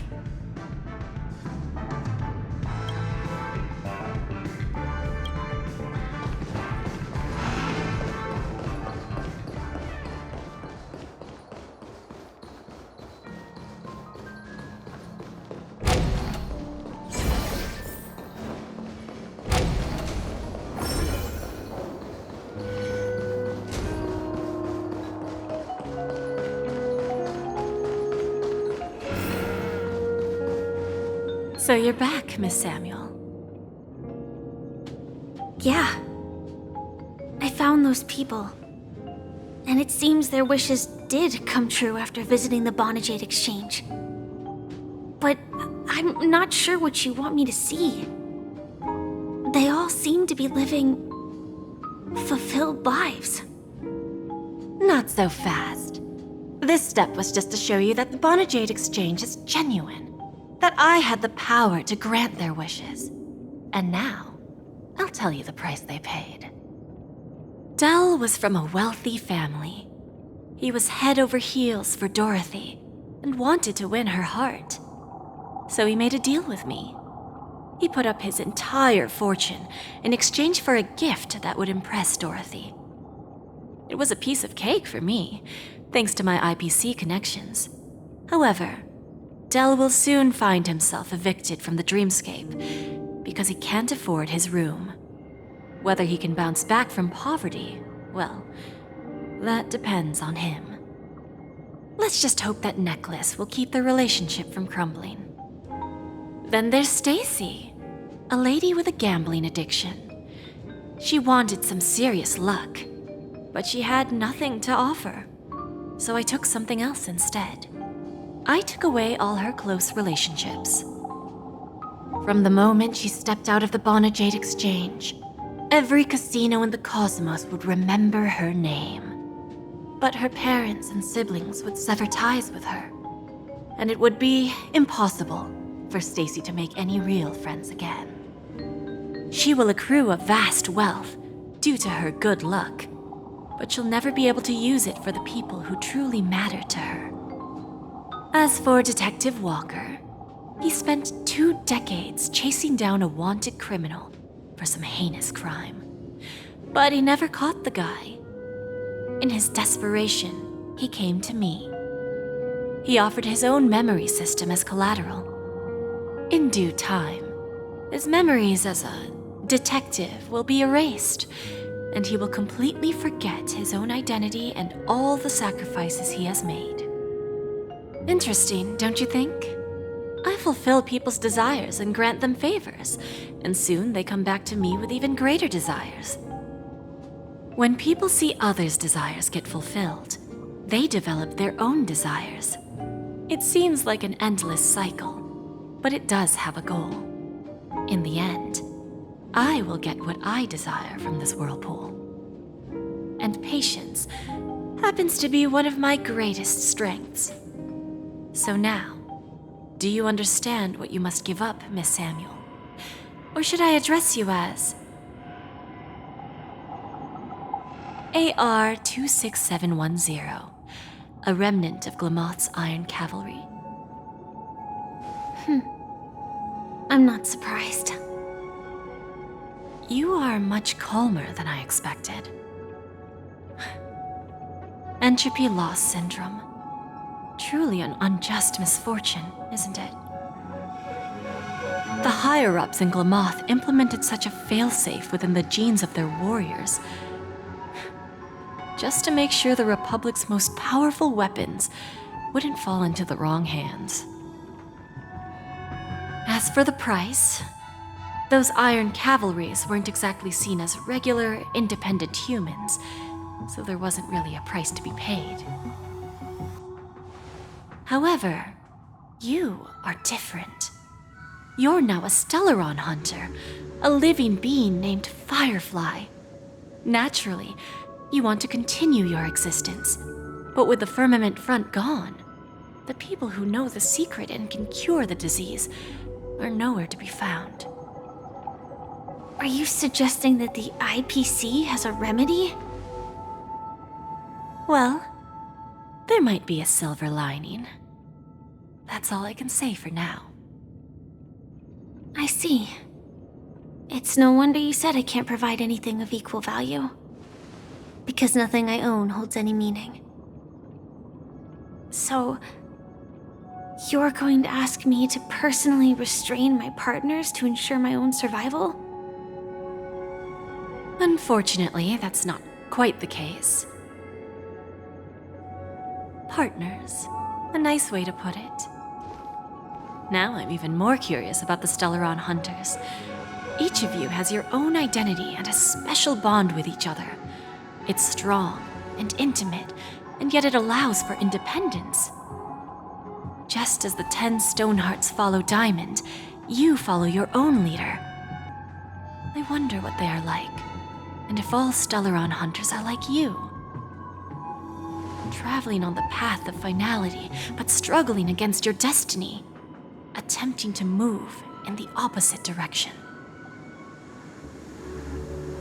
I really hope that one day, all of you will come and visit my pawn shop. I'll be waiting patiently for that day.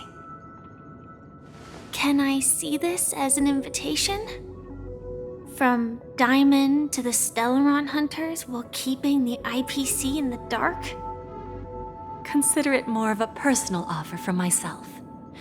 It doesn't represent the IPC or the Strategic Investment Department. The Stellaron hunters have interacted with the IPC, but not the 10 Stonehearts. Our paths have never crossed. As for your offer, I can pass it along to my partners. But I have a question. You know who I am. And you must know that my partner is keeping an eye on this room. If she wanted to, she could let the entirety of Purepoint know about it within a few mere seconds. What drives you to take such a risk and extend this invitation on behalf of Diamond, even if it could lead to your downfall? Simply put, you and I are the same. However, unlike you Stellaron hunters or the Astral Express, we band together merely to obtain what we want. Each of us has our own past and destined ends, and on this journey, we have been invited by Diamond to join him. This journey could be either brief or long, as each of us carries a void in our hearts that can only be filled from the outside. So, Diamond made us a promise to divide the power of the Emanator of Preservation into 10 pieces and give each of us a cornerstone to fill that void.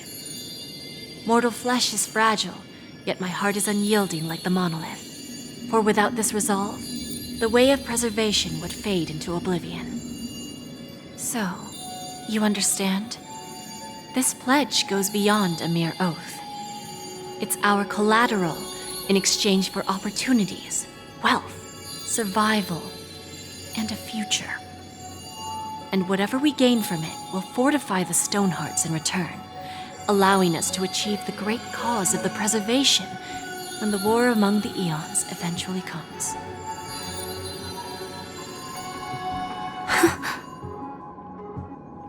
I understand. Take your time, child. You don't need to give me an immediate answer. Like I said, patience is one of my greatest strengths.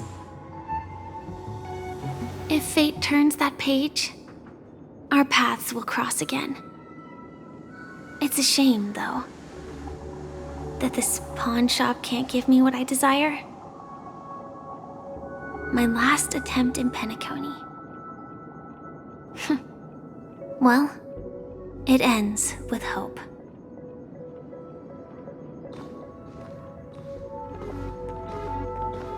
Lady Bonajade? I've come to deliver the collaterals promised.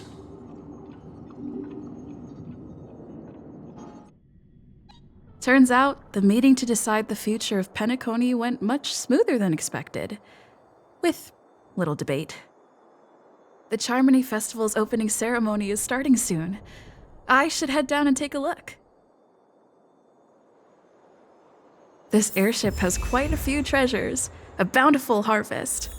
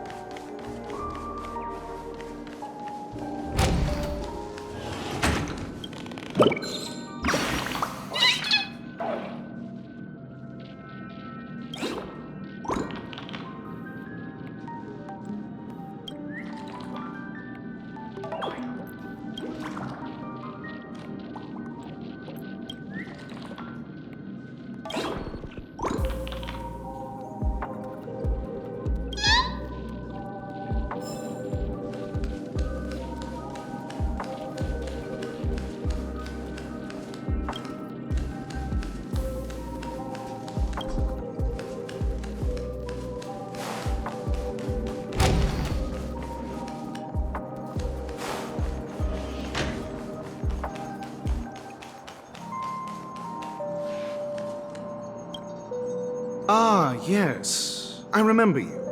Your performance at Herta's space station was adequate, I suppose. No wonder that gambler likes you so much. This individual is my responsibility during the trip.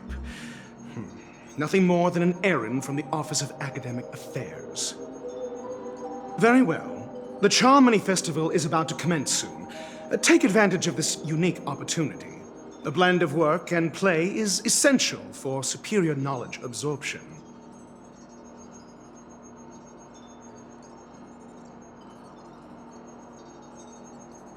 The executives of the IPC and the Guild say that we are strategic partners. Yet, from my perspective, I am invariably the teacher, and he, along with you and every other individual, is the student. From this perspective, Aventurine isn't what you'd call an ideal student. Yet, he's also not utterly obtuse. Alas, the void within him can never be filled by talent and knowledge. Let's hope he doesn't turn into a philosophical zombie.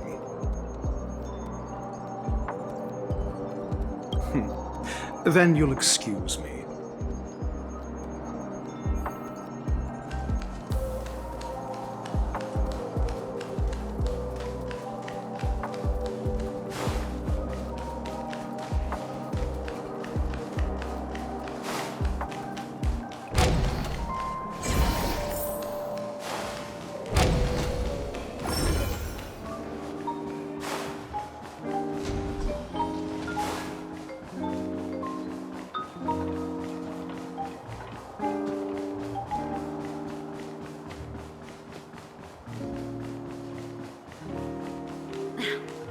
Watch yourselves in front of the IPC.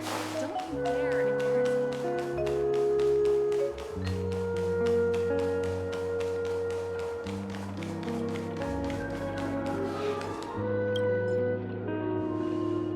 Well, if it isn't my old friend. It hasn't been long, and yet here we are again. How are you?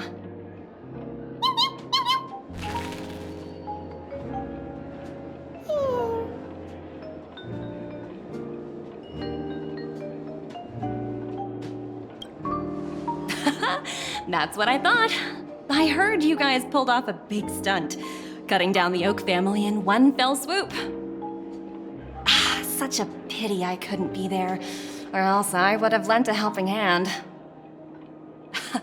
Look how bustling this ship is. Not bad. Someday when I'm less tied up, I plan to host a grand party on my eco-ship, and you'll all be on the guest list.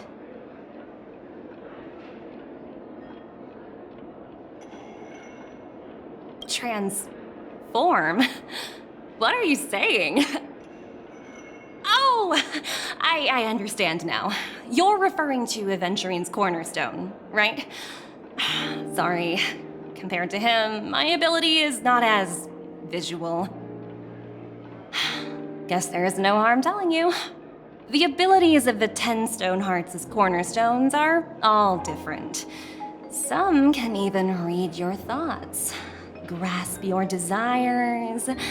So, be careful. Now that I think about it, it was good that Bronya got there when she did in Belobog. If she came any later, we probably wouldn't have ended up as friends.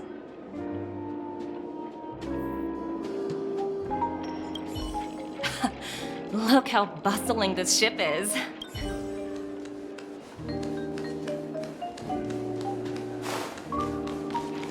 What services do you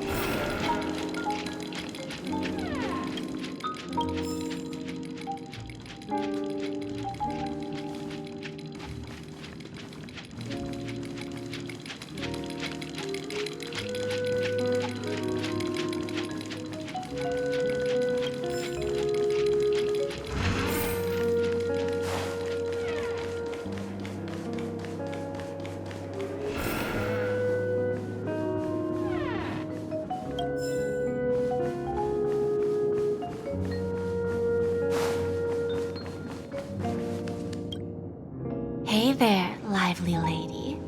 Welcome to the Bonajade Exchange. What should I call you? What a unique name. So, miss, what do you wish for? And what are you willing to sacrifice for it?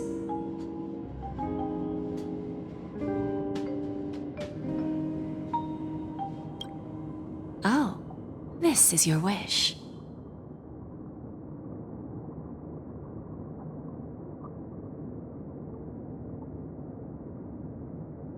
Sounds simple enough. Very pragmatic. Then, let's discuss the cost. To fulfill this wish, the thing I need is simple. The tail of an animal. Well, it's a two-legged animal with black fur, a round head, and long ears. It's omnivorous and is prone to mood swings. Most importantly, it has mastered the human language and can communicate. Bring its tail to me as collateral, and your dreams will come true.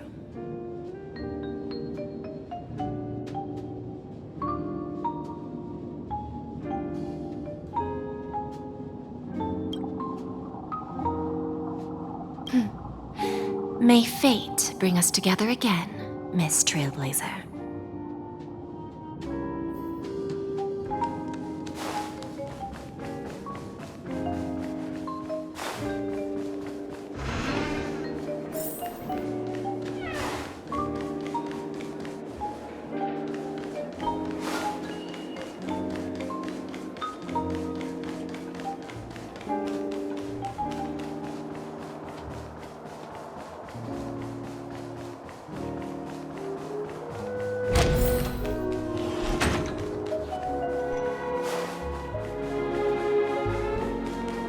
What happened to Penacony?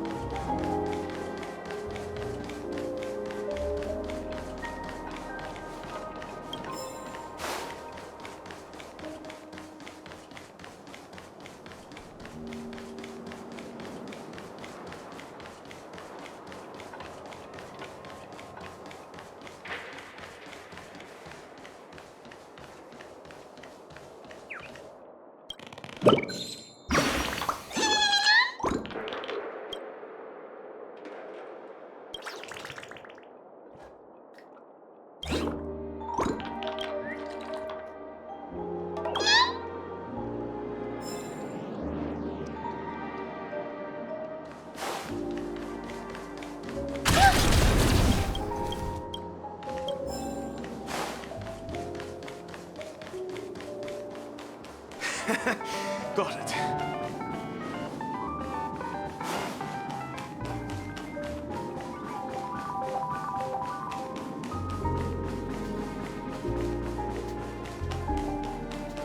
Hey, excuse me. I was here first.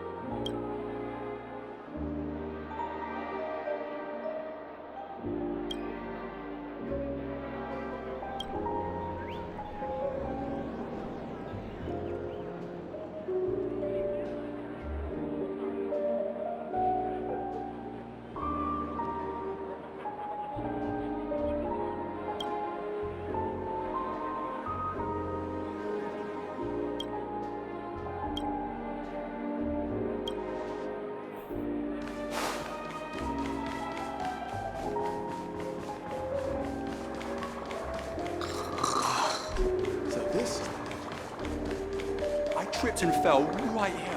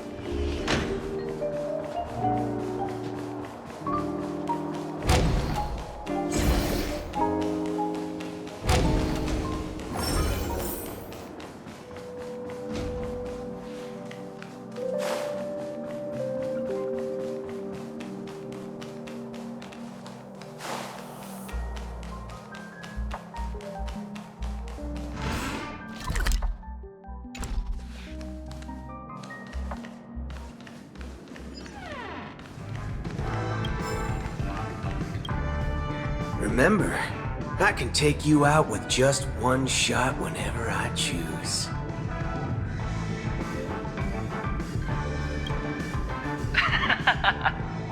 Oh, that'd be my honor. Don't worry, I hate cheating at the table. You better. Ah, look who's here.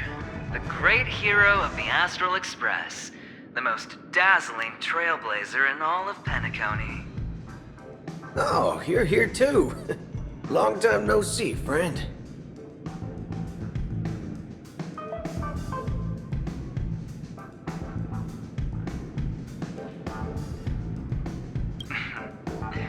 Merely a greeting of platitudes. As long as you and I have an understanding. Let's set aside those under-the-table dealings for now, partner. Don't want to spoil the festive mood of the Charmony Festival. Oh, I agree. Now let's congratulate Miss Trailblazer. I hear the family intends to thank the crew at the Charmony Festival. It's a real pity I can't personally be there to witness this.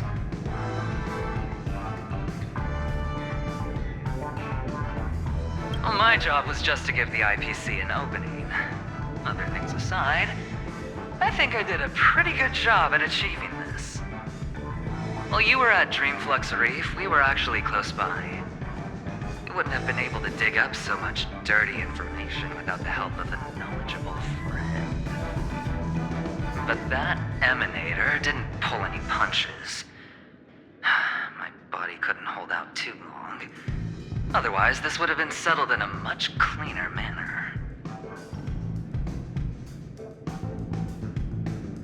No problem. Punishing the wicked and eradicating evil is a top priority. Would have been strange if we sat it out. Making an entrance like that, us Galaxy Rangers are making a comeback. Reckon you'll meet quite a few followers of the hunt on your journey. Do me a favor. Pass on my regards, will you? Forget it. I'm not one to beat around the bush. I've got a score to settle with a high-ranking executive fella named Oswaldo Schneider. And this flamboyant fella here can help me find him. The feud between the Marketing Development Department and the Strategic Investment Department is well known across the cosmos. But what I didn't expect was the involvement of the Galaxy Rangers in this feud. Looks like things are about to get spicy. Thank you. And I also hope you enjoy yourself, great hero of Penacony. I'll pass. But I do hope you guys have fun. If you don't mind, let's play a few rounds next time.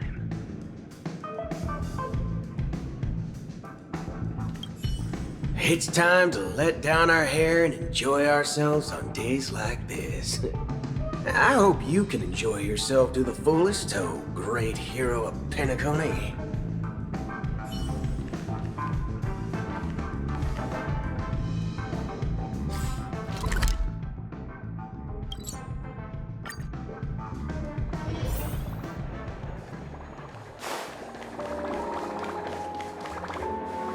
The festival hasn't started. Let's take a quick break. Hi, we meet again. Who's that? It's really you! I knew I didn't get the wrong person. Yes, it's just I didn't get the chance to say hello. There's still some time before the Charmony Festival starts. Do you want to chat?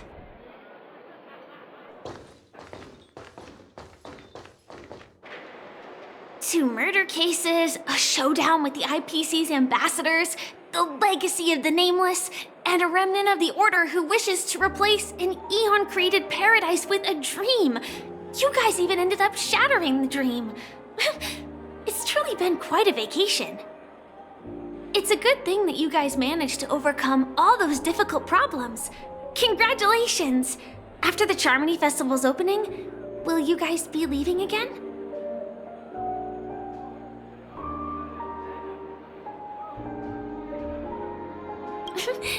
There will always be somewhere. After all, you guys are on the path of the Trailblaze. Before joining the Stellaron Hunters, Elio told me that this journey will tell me how to live on. That's all he said. As for the rest, it's up to me to find out.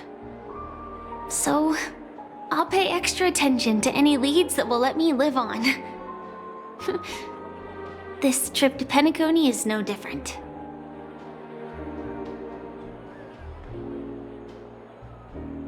Yes, sadly I was looking in the wrong place. But I did reap some rewards. Do you know Miss Jade from the IPC's Strategic Investment Department? Bonajade Exchange belongs to her. She told me her price, but...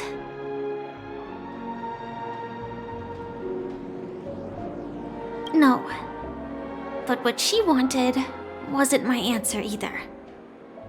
Of course, I want to live on. But... what fate owes me? I want it paid back, not passed on. No one else should be involved because this is a grudge between me and fate. Speaking of which, actually, I feel that I still owe you a formal apology for that matter with the performer of the Iris family. Even the smallest of lies can turn into a betrayal as sharp as a blade. I'm sorry.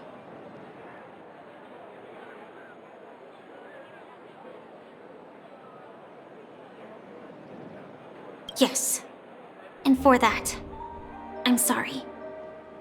To me, hiding is much easier than being honest. Yet, I still want to try expressing my emotions as any ordinary person would. It's that girl! Get moving! Arrest that criminal before the Charmony Festival's opening ceremony starts! I can't believe they've chased me this far. Looks like we have to say our goodbyes. Don't worry about me, just go and enjoy the ceremony. The script hasn't reached its end yet. We will meet again.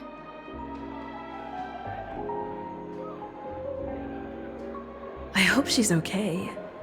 But if it's only those two hounds again, she'll probably be fine. I'll send a message later to check in on her.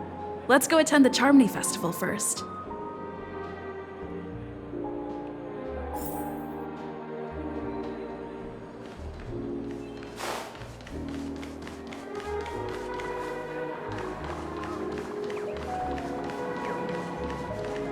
Let's take a seat here.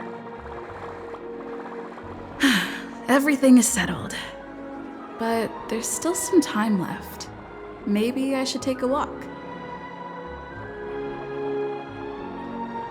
Let's keep walking.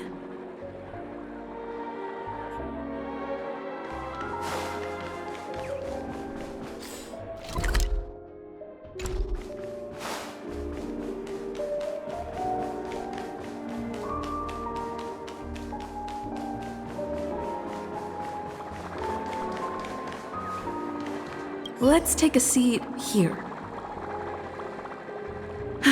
Everything is settled. Forget it. I've done enough walking around already. Let's take a seat and rest for a while.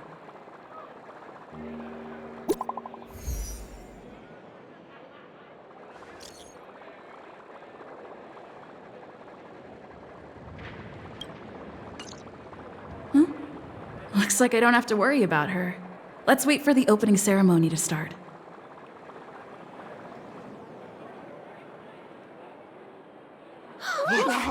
It's Miss Robin! Hey, Miss Robin! Hey, Miss Hey, Robin! over here, Miss Robin! Miss Robin! Miss Robin! Miss Robin!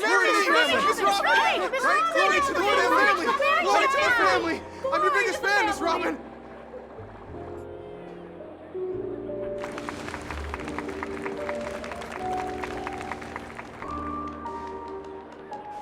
Distinguished guests, fellow family members, ladies, gentlemen, and friends from all over the cosmos. It's a pleasure to join you all in celebrating the grandest ceremony of the Amber Era, the Charmony Festival. Firstly, on behalf of the Penacony family's 5 major lineages, and on behalf of myself, I'd like to extend a warm welcome to all our guests.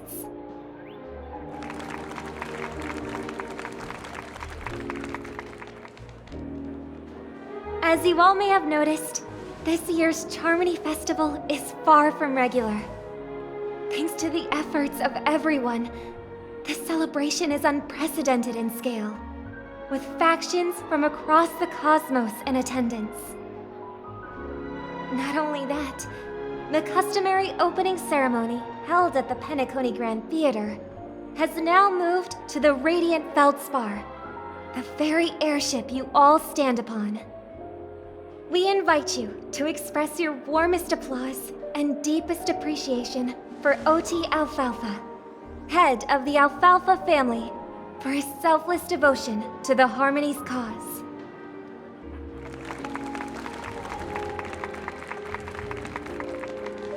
What makes this festival so uniquely significant? As is widely known, the Radiant Feldspar had to halt its voyage due to an anomaly in the Sweet Dream, sparking widespread discussion in the 12 Hours. Thanks to the hard work of Penacony's internal and external factions, we've finally gotten the Dreamscape back on track, just in time for the Charmony Festival. And as they say, good things come in pairs. The Charmony Festival not only celebrates this achievement, but also marks the relaunch of the Radiant Feldspar.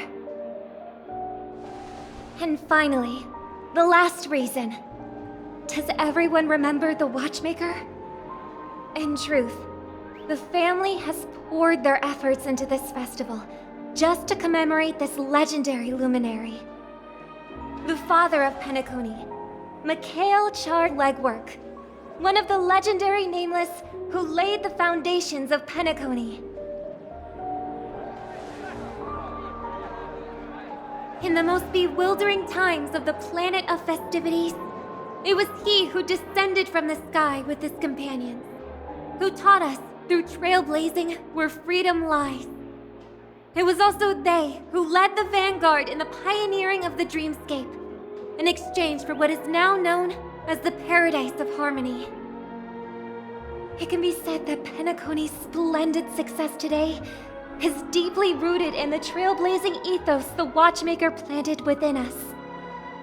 Only by honoring this trailblazing spirit can we fulfill our mission and spread harmony to a broader audience. Aw, that's so nice of her. She's talking about us.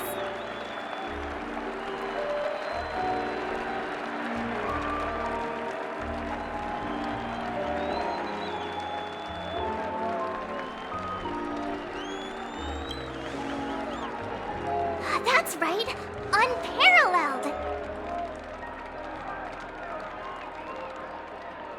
And now, the Sweet Dream is back on track. All thanks to the Trailblaze, of course. If it weren't for everyone on the Astral Express, we wouldn't be able to successfully host this Charmony Festival. Thus, with unanimous consent from the 5 major lineages, Penacony's family, on behalf of all family members throughout the cosmos, offer a token of appreciation to the Nameless. Oh, I wonder if it's gonna be a big one! We will transfer ownership of the Radiant Feldspar to the Astral Express.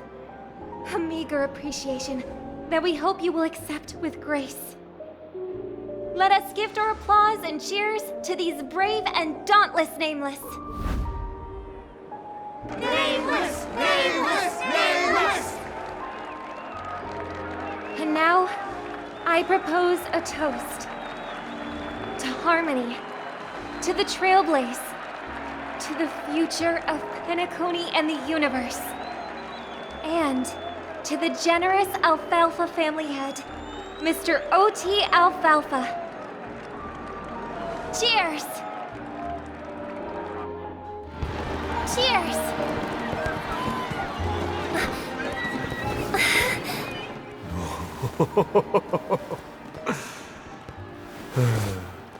To make a decision like that. This little bird is no less capable than her brother. All's well that ends well. Right. But have you forgotten someone, my gray-haired friend? I put a bomb on this ship. You have 10 minutes to find it. Better hurry. When did this get shoved into my hands? There's still so many bombs. Now's not the time for plot twists. I can't handle this alone. Time to create a group and inform everyone.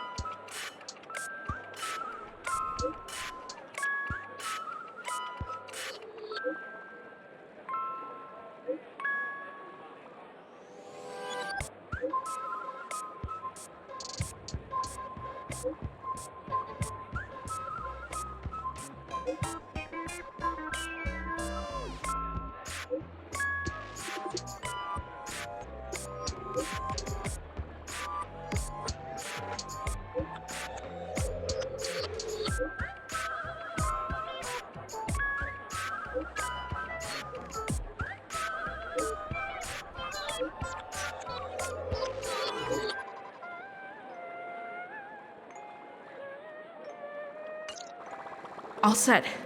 Let's start following the plan.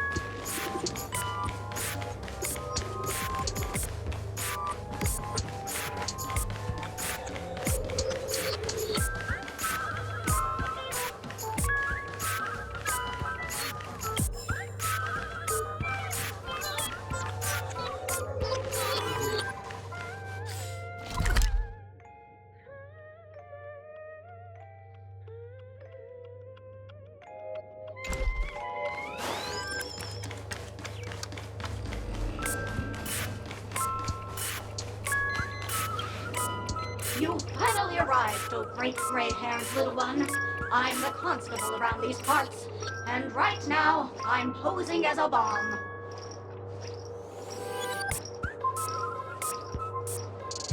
What? No, this is called foreshadowing. All right, now that you've found me, it's my turn to complete my mission. Next, I'll count down from 5 and then explode. 5, 4, 1. Is it really that important? I'm not even a real bomb.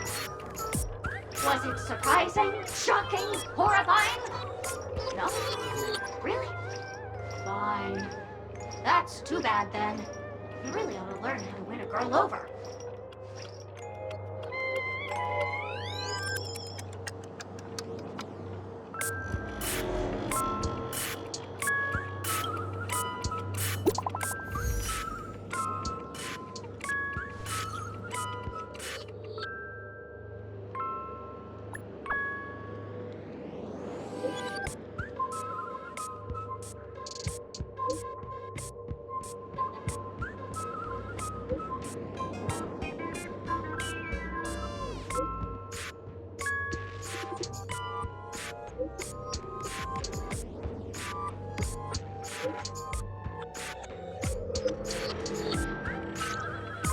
At least I made some progress.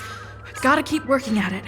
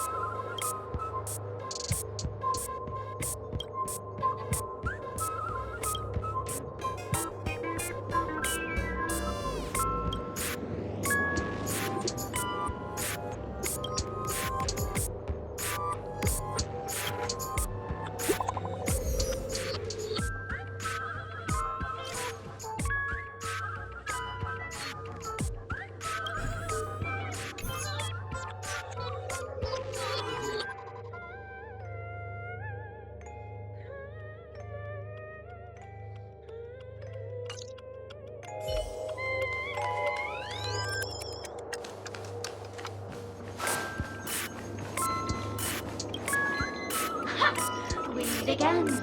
I am Penacony's famed detective. You've got yourself into a pickle. I'm more than happy to help. But unfortunately, I'm preoccupied with a couple of unsolved cases. So, you'll have to wait your turn.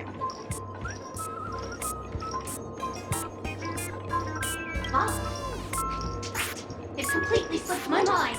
Dr. Boom specializes in explosives. I need your help, miss. You've had quite a few run-ins with Dr. Boom. And with the recent bomb situation, you're bound to find evidence that proves Dr. Boom is the killer.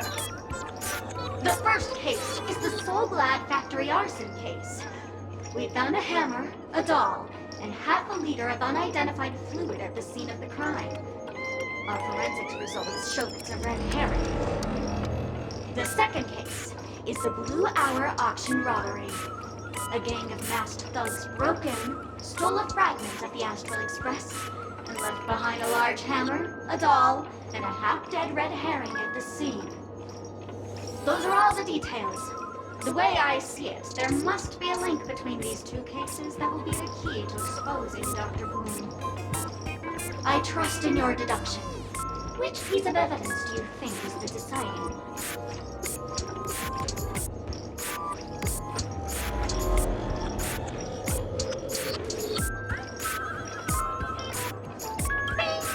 Correct answer! You're good, gray hair. Your mind is pretty sharp. Seeing as you've put in so much effort, I'll throw you a bone. The bomb's not here. This is only a prank I've craftily set up. Hurry, time's running out. You better find that real bomb quickly.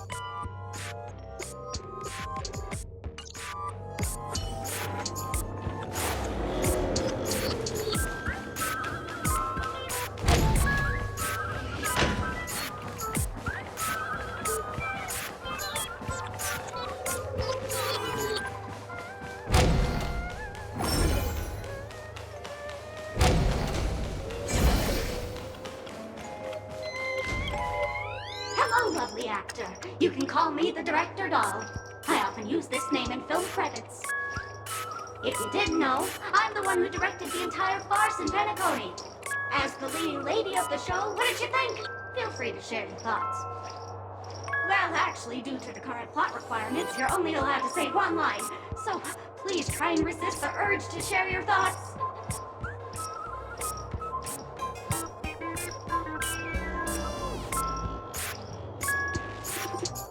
Really? You really have no questions? Okay then, whatever. Since you're done asking questions and I'm done answering, according to the script, I must reveal to you the fact that there's no bomb here at all, thus causing you to want to kick yourself for spending this whole time listening to me rattling on, after which we will part ways. But don't fret, I've also prepared a gift for you. A dream bubble that has the thrilling life and death moments I shared with a beautiful memo keeper. If you haven't seen it yet, you should hurry up and look for Dr. Edward.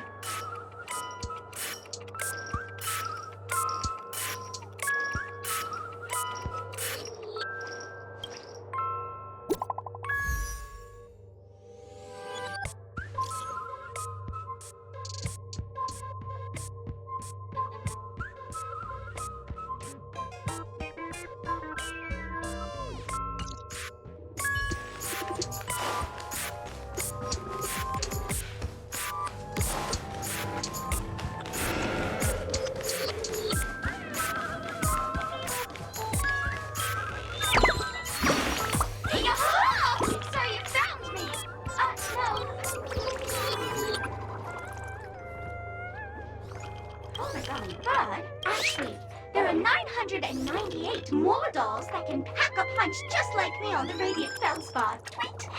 Please call them back to the Golden Sparkle Tree. I will prepare a worthy gift for your troubles. Tweet! As for that imaginary neutron bomb you want, don't interrupt me. I know you never mentioned those 3 words to me before. Well, the bomb isn't here. Tweet! I'm afraid you'll have to look elsewhere for it.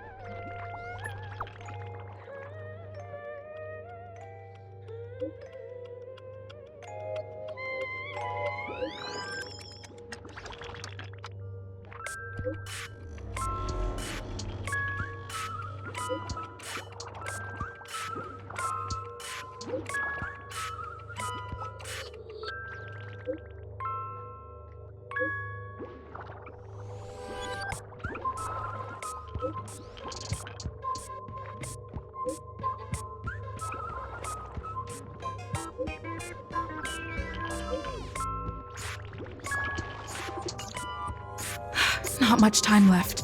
I hope I make it.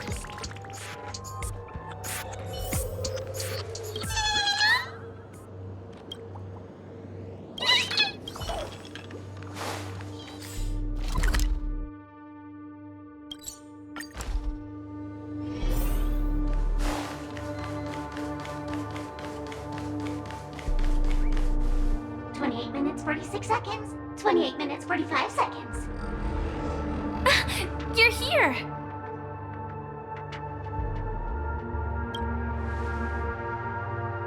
Looks like she also sent you a message. Since you're here, I'll just keep it short. Just over half an hour ago, I received a message from an unknown sender and rushed here as soon as I could. 27 minutes, 52 seconds. 27 minutes, 51 seconds. The Sweet Dream has lost the protection of the Order. If it were to blow up here, the consequences would be unfathomable. I've scrutinized it for a long time, but the bomb's design is incredibly unique, as if it's been locked by some mysterious path force. Apart from its creator, I fear no one knows how to deactivate it.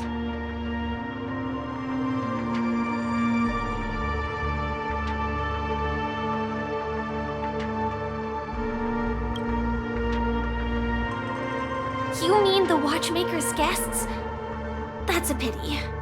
Based on my experience, I don't think any of them can turn the tide on this situation. The memo keeper may be able to teleport the bomb to a deserted location, but I have found a note inside the doll.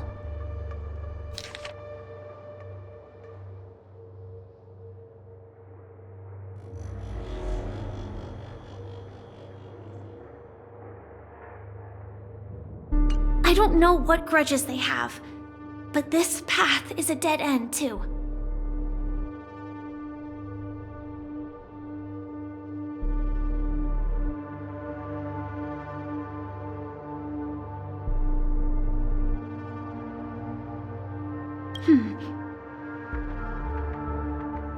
Actually, there might be another way. Do you still remember? The script said that I will experience death 3 times in the Land of Dreams. I think this moment heralds the 3rd time.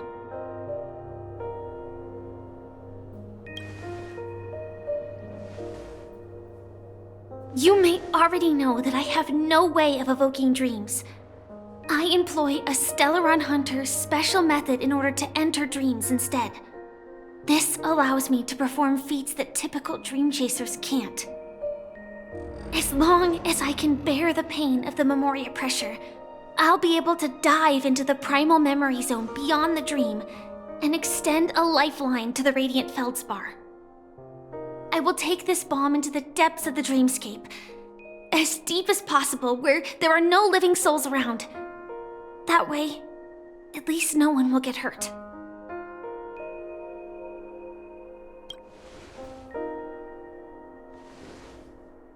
Don't worry. I believe that this Firefly armor will be enough to take me to where I need to go before the countdown ends. And maybe even make it back safely. At present, this is our best and most logical course of action. After all, a long story deserves a happy ending. I have some words to share with you, though they were spoken to me by Miss Acheron. She said that the so-called impossible is merely something that is yet to happen. At the moment, there are so many things that seem impossible, but are they really never going to happen? Maybe it's just that the moment to disprove these impossibilities hasn't arrived yet.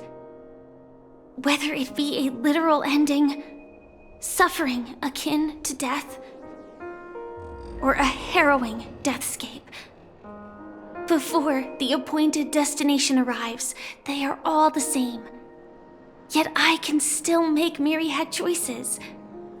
I also firmly believe that when that moment arrives for us to make a choice, the answer to our end will already be within our hearts. It is not destiny that shapes us, but we who shape destiny. The Astral Express and the Stellaron Hunters are like light and shadow. We walk on different paths, intertwined, moving forward and growing together. Maybe the end is predestined, but it is not today. Since things are going too well, let's speed up the countdown. Human life is short, just like fireflies to a flame. So if you have an answer in your heart, always remember, don't leave with any regrets. We have this right, don't we?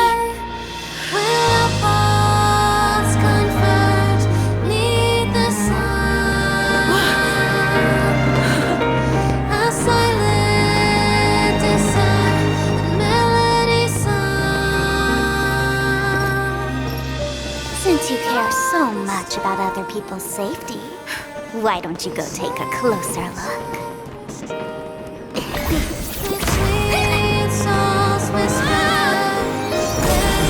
You see, everything is possible in this land of dreams. We each came here with our own goals and realized them in unimaginable ways. Regardless if the result was a sweet illusion or a bitter reality. It was an answer we longed for, day and night. So, why do people choose to slumber? I think it's as you said. Because in the end, we will wake up from our dreams.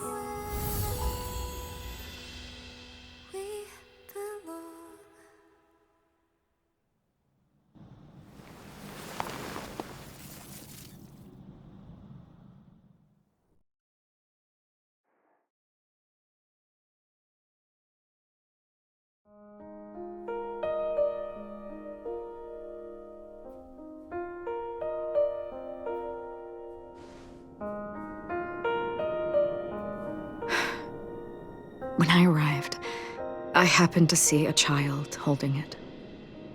He said the flowers were prepared by Aunt Jessie for the watchmaker and the war comrade he'd missed his whole life.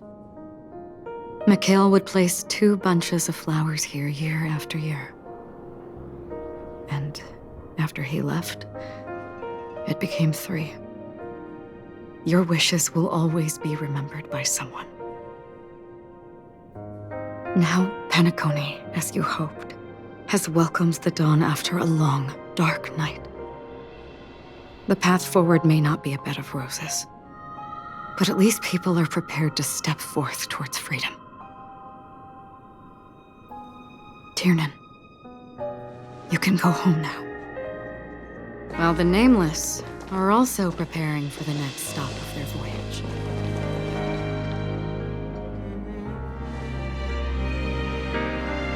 But before leaving, we still have one last thing to do.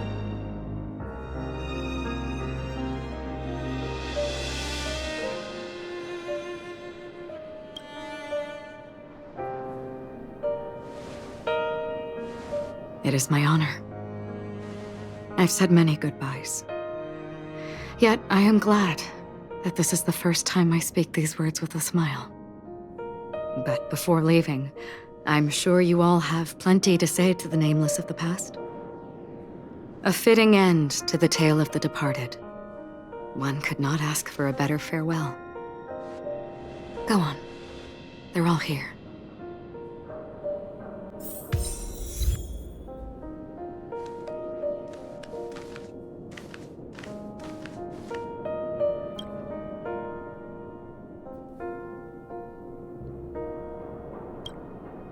Honestly, when I heard the conductor's request, I was pretty surprised.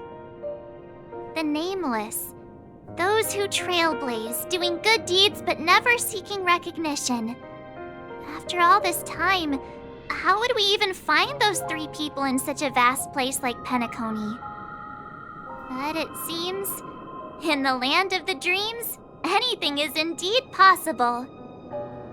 History may not remember the names of the dead, but the stars will attest to their journeys.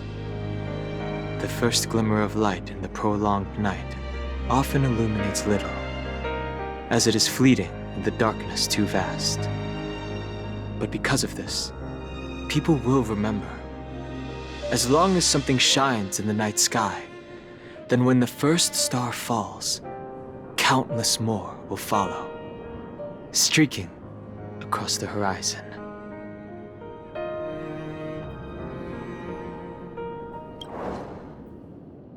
Brooklyn Tiernan, Rosalina J. and Estella, we raise a toast to you, trailblazers of the Silver Rail.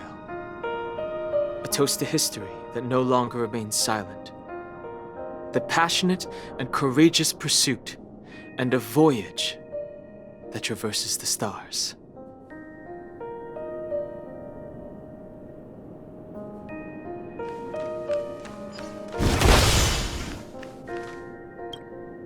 That statue. It wasn't here last time. Looks like this is the last riddle that Mr. Gallagher left for us. In the end, we still failed to figure out his true identity, or if he was even a living person. What should I say? I mean, this guy is definitely a history fictionologist, all right. I'm suddenly reminded of the time at the theme park when he said he was only 13 years old. Could that have meant something too?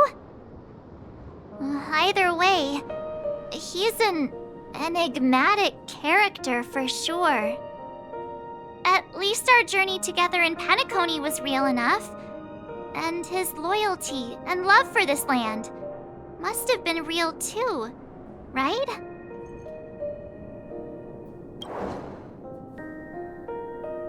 Gallagher, we raise a toast to you, the slumbering hound. To the festival's invitation, to all lies and the singular truth. If we ever meet again, please don't talk in riddles. If we ever meet again...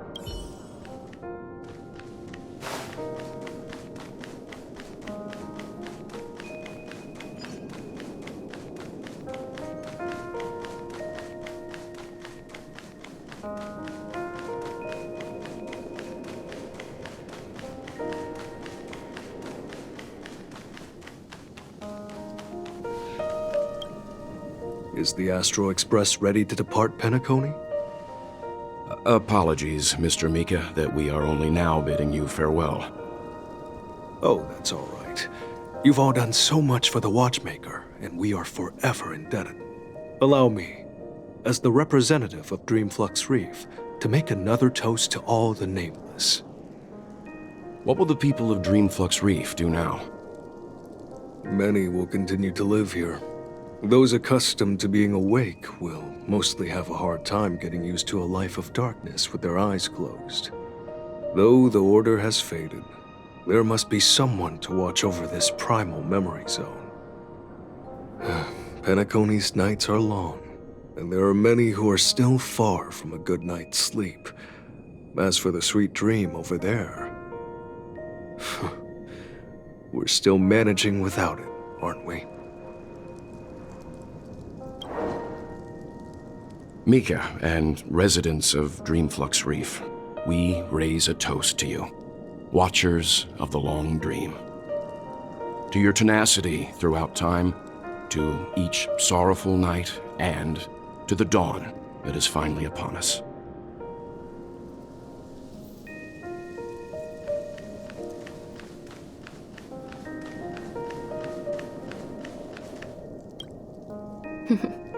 In the end, we still came full circle. This trailblazing expedition started from the moment you and a bellboy ran into each other. After going on a journey of many twists and turns, they still ended up where they started. Just like a clock's hands that turn round and round, the start and end of each day will always land on 12 o'clock, the advent of time moving forward. There shouldn't be much left to say. This entire adventure started because of you, and should naturally end with you. And then, a new page will be turned. Mikhail Char Legwork, we raise a toast to you, watchmaker of the land of the dreams, nameless of the Astral Express. To Penacony's past, present, future, and the child's unwavering dream unto death. With that, our duty as nameless should be complete, right? The trailblaze can illuminate the way.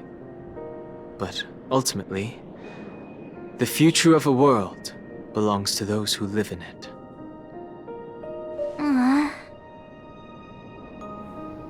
I still feel that Mr. Mikhail must have really wanted to witness this day himself. What's on your mind, March? Just a strange feeling. I had it a few stops ago, but it's super strong this time. Why not talk about it? Maybe everyone's thinking the same thing. I can't help but think that whether it's Mr. Mikhail, Mr. Tiernan, or Madame Rosalina, their lives must have been long, and they must have experienced plenty of stories. They were also young once, stumbling and bumbling around just like us, getting into scraps and mischief, that sort of stuff. Companions, enemies, journeys, adventures, all the sad and happy memories.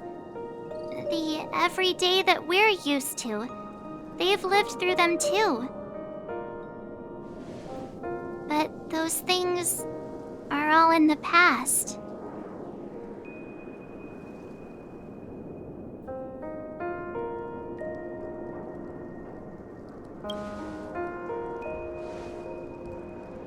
It's rare that I'm this serious. Can't you just humor me for once? Sheesh. It'll be easier to understand if I use an analogy. Like when you're reading a book. If one of its characters keeps running into obstacles and experiences an ending full of regrets, we're bound to feel a bit mixed about it, right?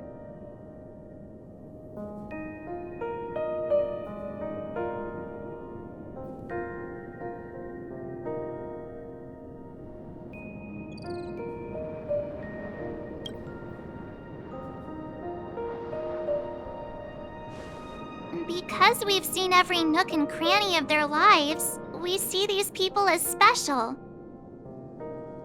So, even if there are parts of it that aren't really realistic nor logical, we still hope that their story gets a good ending when it comes.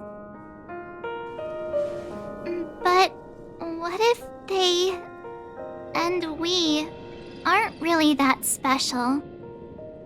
When Mr. McHale sat in this chair, waiting for the Astral Express to arrive every day, what was he thinking? And if, at the end of his life, he could still firmly say he had no regrets, then what is this regret we feel in our hearts right now? I think each and every one of us is searching for the answer to this very question. The universe is vast, and our lives are but specks. The trailblaze never ends, but against the backdrop of the cosmos, the average person's lifelong journey is merely a short stretch.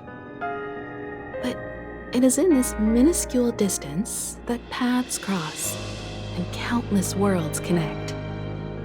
The universe may not remember every person who leaves a tie along the silver rail, but we will. As long as we remember, their stories will never end. And what Mr. McHale has left for us is his answer to this very question. It may not be perfect, but it left a smile on this storied, jaded old Nameless's face at the end of his life. And its meaning will be interpreted by those who come after us. It's not the answer that's important, but what we can learn from others' answers, right? This is what trailblazing is. Sure.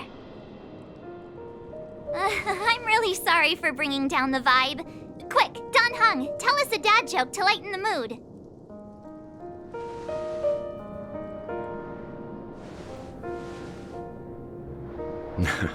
It's never a bad thing to reflect. One day, we'll all have to face our own farewells.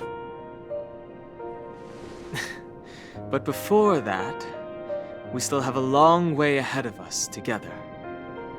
So the most important thing right now is to tell the conductor what we saw in Penacony.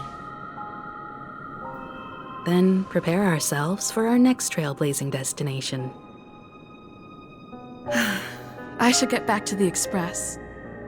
Or maybe I could say my final goodbye to Acheron.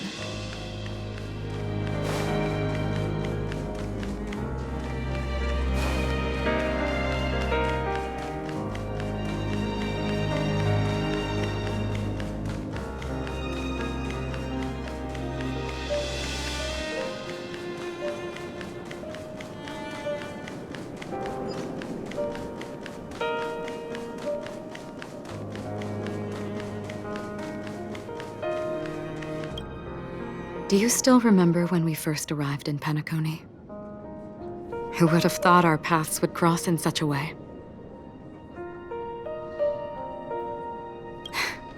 Come to think of it, I didn't even get a chance to formally introduce myself.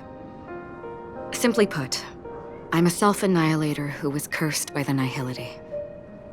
My hometown was destroyed a long time ago, and the whole world was erased beneath their shadow. In order to fight against the cruel end of self-destruction, I went on a journey in search of a way to sever the chains of the Nihility. After a long and grueling search, I am convinced that my destination lies within the depths of the dark web, where reality and the Nihility are separate. In there lurks a secret called Device 9. One day, I'll reach it. The ocean of stars is vast, and given our destinations, I'm afraid our paths may not cross again. But the trailblazing expedition ahead is always full of unknowns, and my blade is sharp enough to sever fate.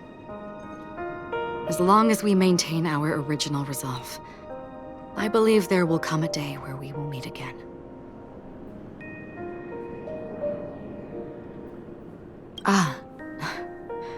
In that case, I must apologize for my rudeness. Do you remember when we first met? I once said you reminded me of an acquaintance. Because of the Self-Annihilator's curse, my memories are stripped away, blurring my past. And after our journey together, what I originally thought were familiar feelings were merely illusions. I believe this was truly our first meeting.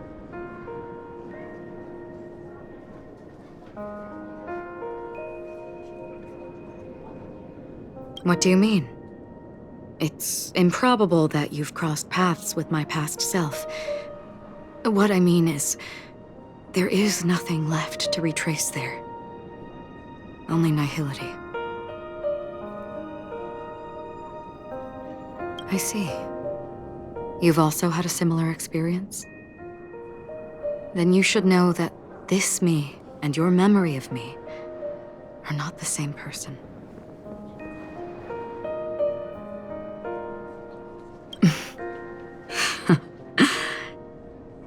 Long ago, I too was like you, with irreplaceable companions. We also embarked on journeys, making the best choices we could, whenever we could. Unfortunately, we didn't achieve the outcome we wanted. But moments like this make me feel like they never even left. In this universe, there exist countless worlds that are similar yet different, and countless people who are alike yet distinct. I too have wandered alone, encountering acquaintances on strange worlds, seeing their silhouettes overlap with my past. In your opinion, what does this déjà vu mean?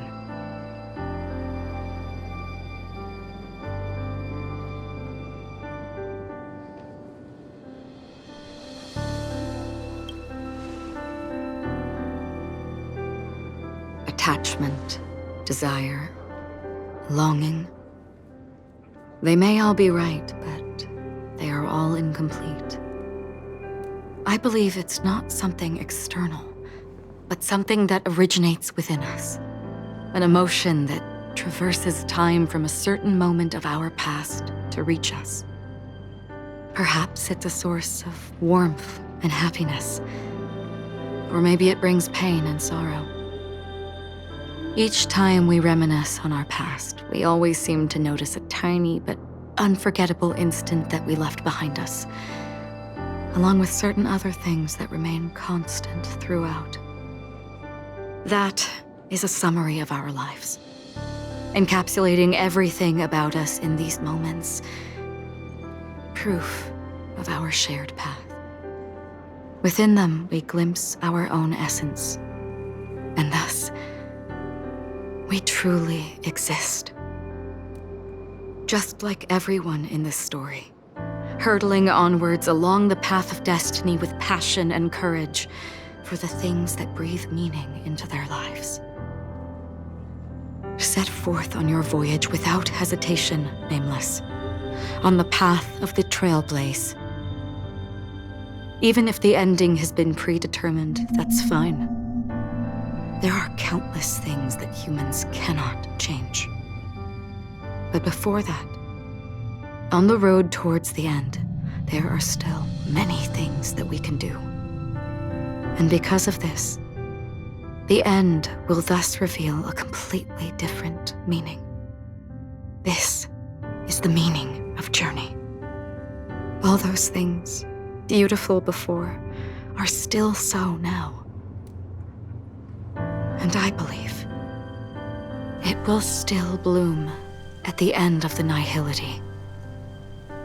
Until we meet again beneath the sun's rays.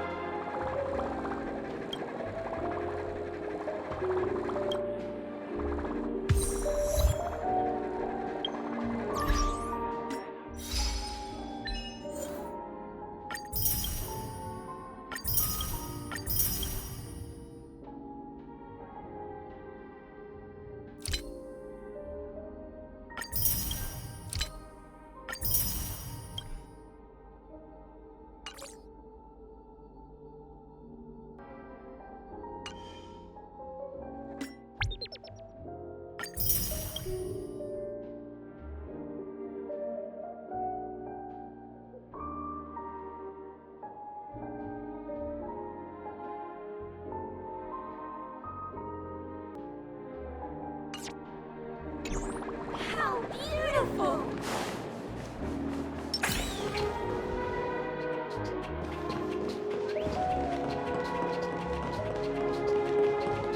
I heard the radiant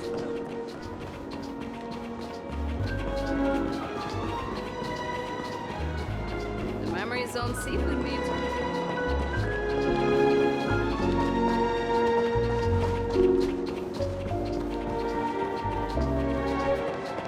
Hey, excuse Time to wake me. up from the I was dream. here. If I don't play, I'll break you.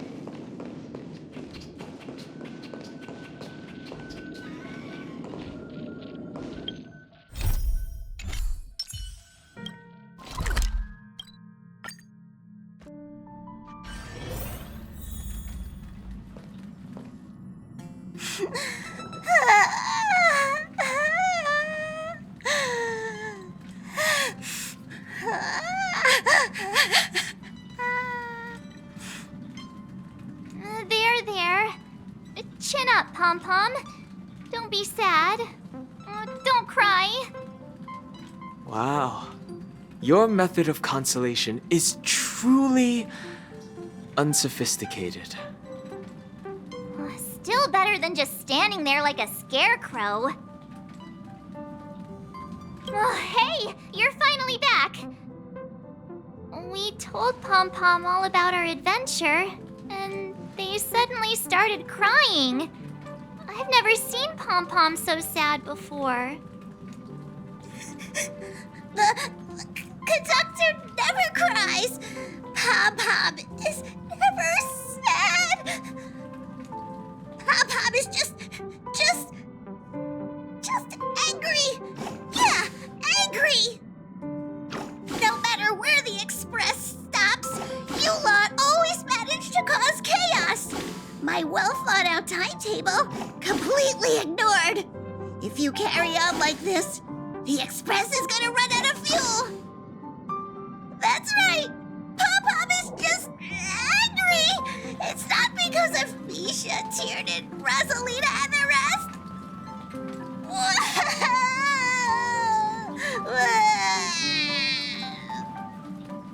It's okay. Oh, Pom-Pom, just let it all out. Everyone, could you all take a break in the next car? Don't worry. I'll stay here with Pom-Pom. But... Let's go, March. It's okay. Oh, Pom-Pom, just let it all out.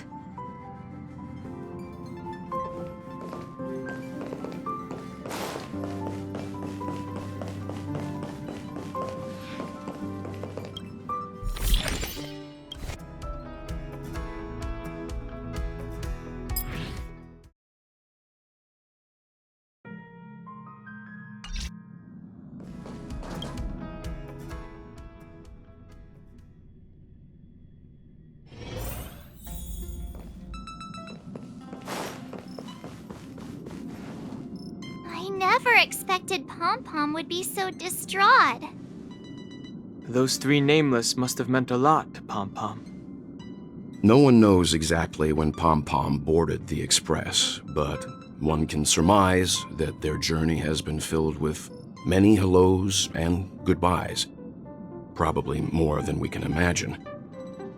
The fact that they're crying so hard is probably a good sign. It proves that Pom-Pom's emotions haven't become dulled by the grind of time. They still deeply cherish every nameless who has boarded the Express and value every journey shared with them. Leave it to Himiko. When it comes to comforting, there's no one better on the Express.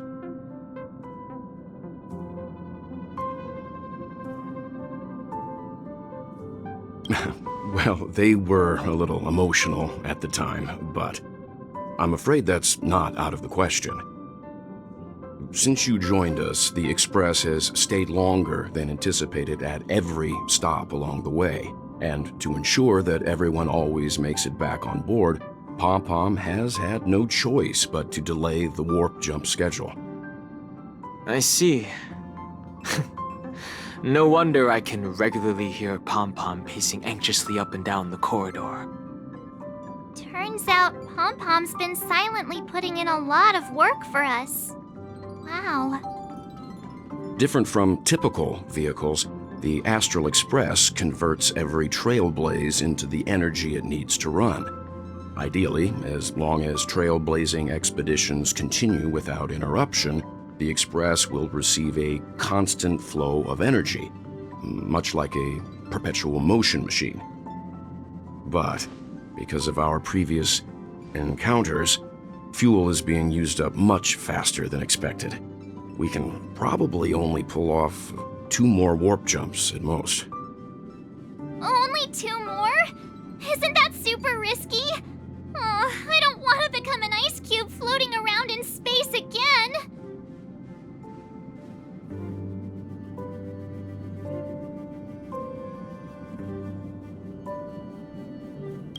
How about we shove you back in the space station's computer then?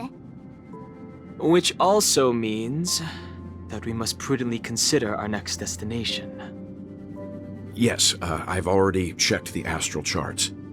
The two nearest worlds to us are the oceanic planet of Lushaka and the agate world Melustanen.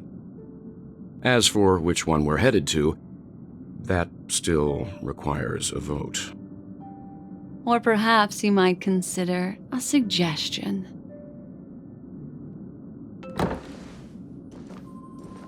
Everyone, we meet again. It's you! Why were you just in my room? It's a very cute room, Miss March. Just like you.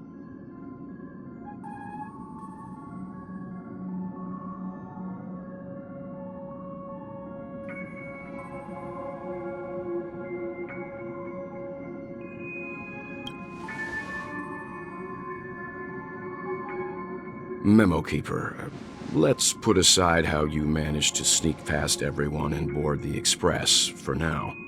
You mentioned a suggestion. I accidentally overheard how the Express obtains fuel.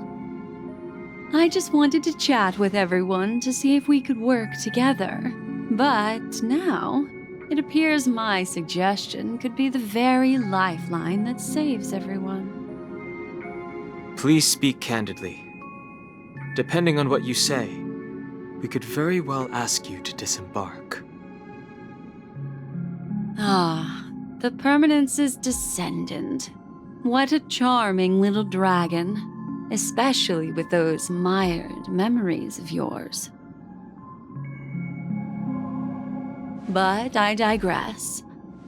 If the Astral Express is in urgent need of a special trailblazing expedition to recharge its engine, have you all considered this?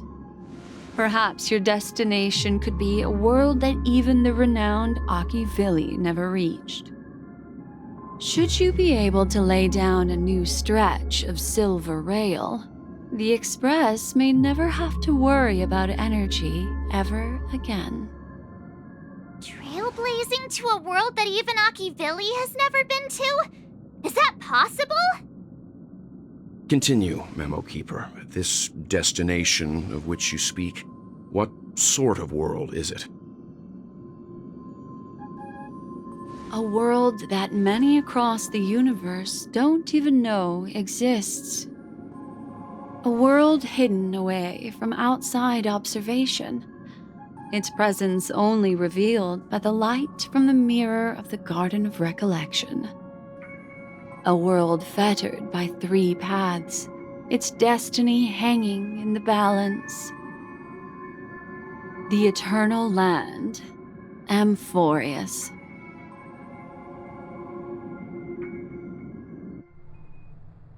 I hope I'm not too late, child.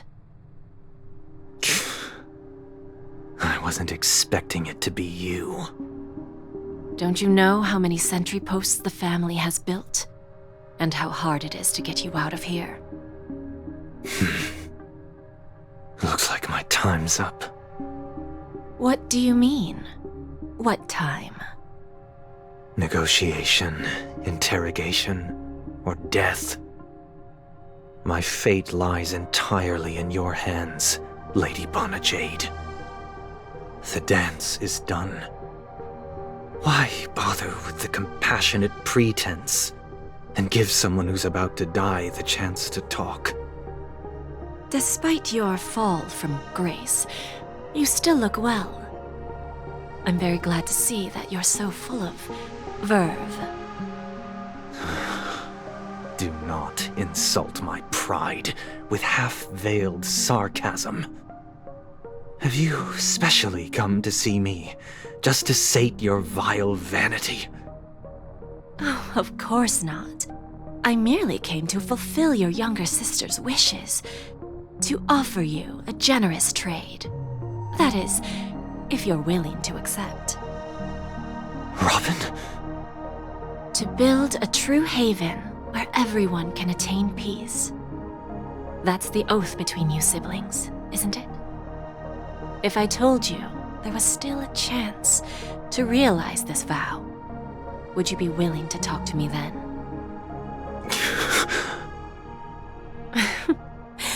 I recognize the gravity of this question, which is why you don't have to answer me right now.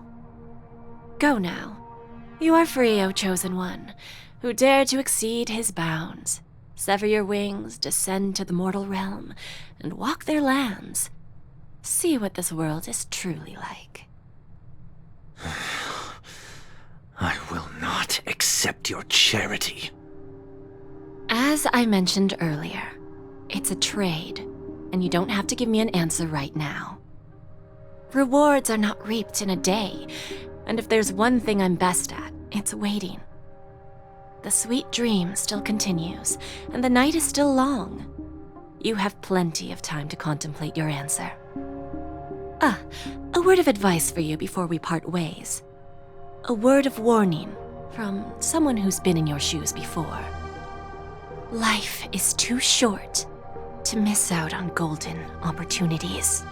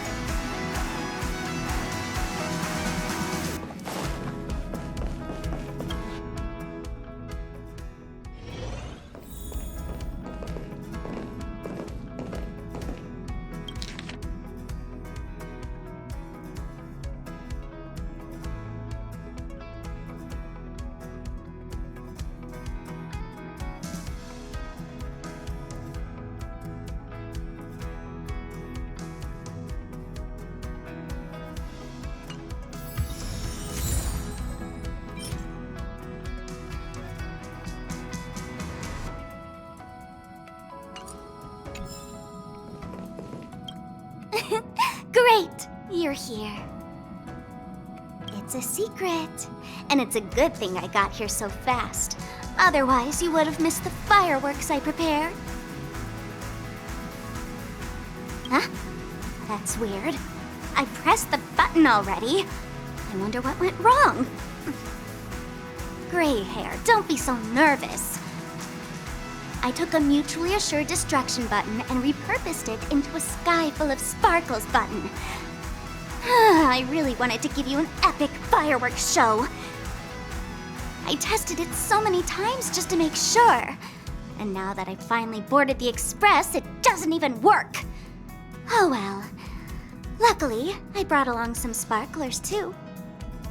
Let's light them up. Look, aren't they nice?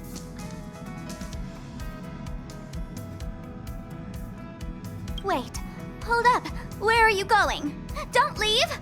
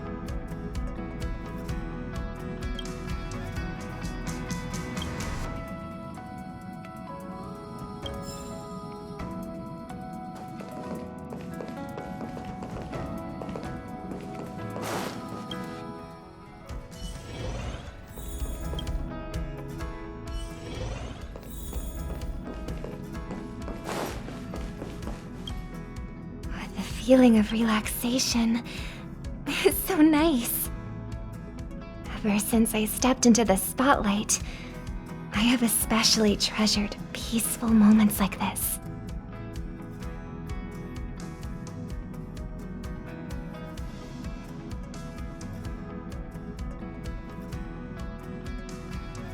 Thank you. I hope the next time I come, I won't disturb anyone. From this angle, I can see a brilliant river of stars. It's mesmerizing. When I was younger, I didn't know what weariness was. Even at night, I was restless. I'd always drag my brother along to count the stars. The more stars I counted, the more energetic I got. Whenever that happened, my brother would hum a lullaby for me. Halfway through the song, I would already be asleep. Days of youth are fleeting. But those shining memories are gifts of growing up, and they deserve to be treasured forever.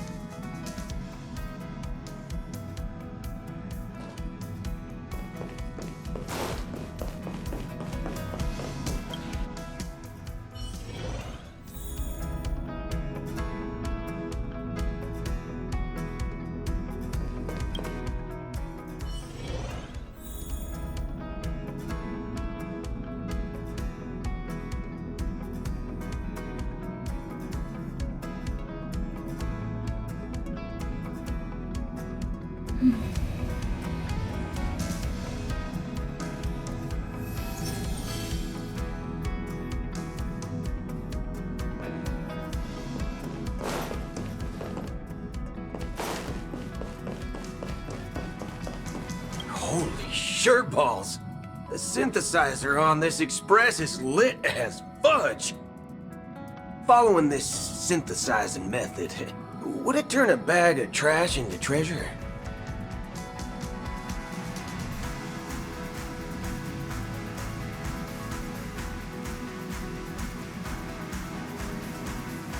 Huh. Vomit-inducing. Holy forkeroni. So it's a powerful drug. Hey, friend. Can I borrow some trash from the express to synthesize? Might come in handy when bullets get stuck in my throat. Anyway, other than this synthesizer, are there any other cool toys on the express?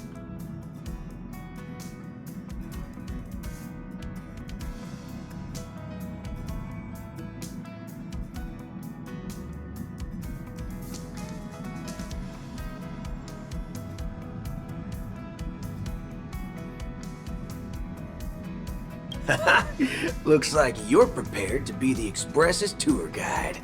Then, let's not waste any more time and get started.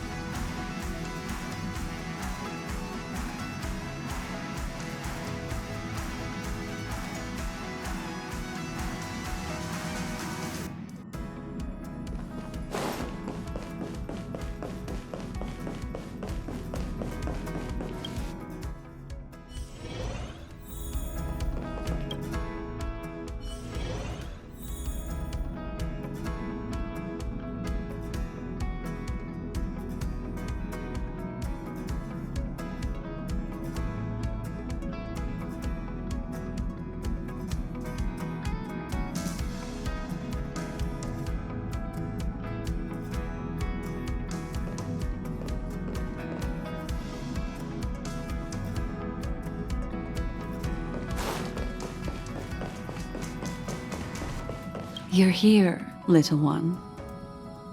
I saw some memory fragments drifting outside the window, and I intend to salvage them.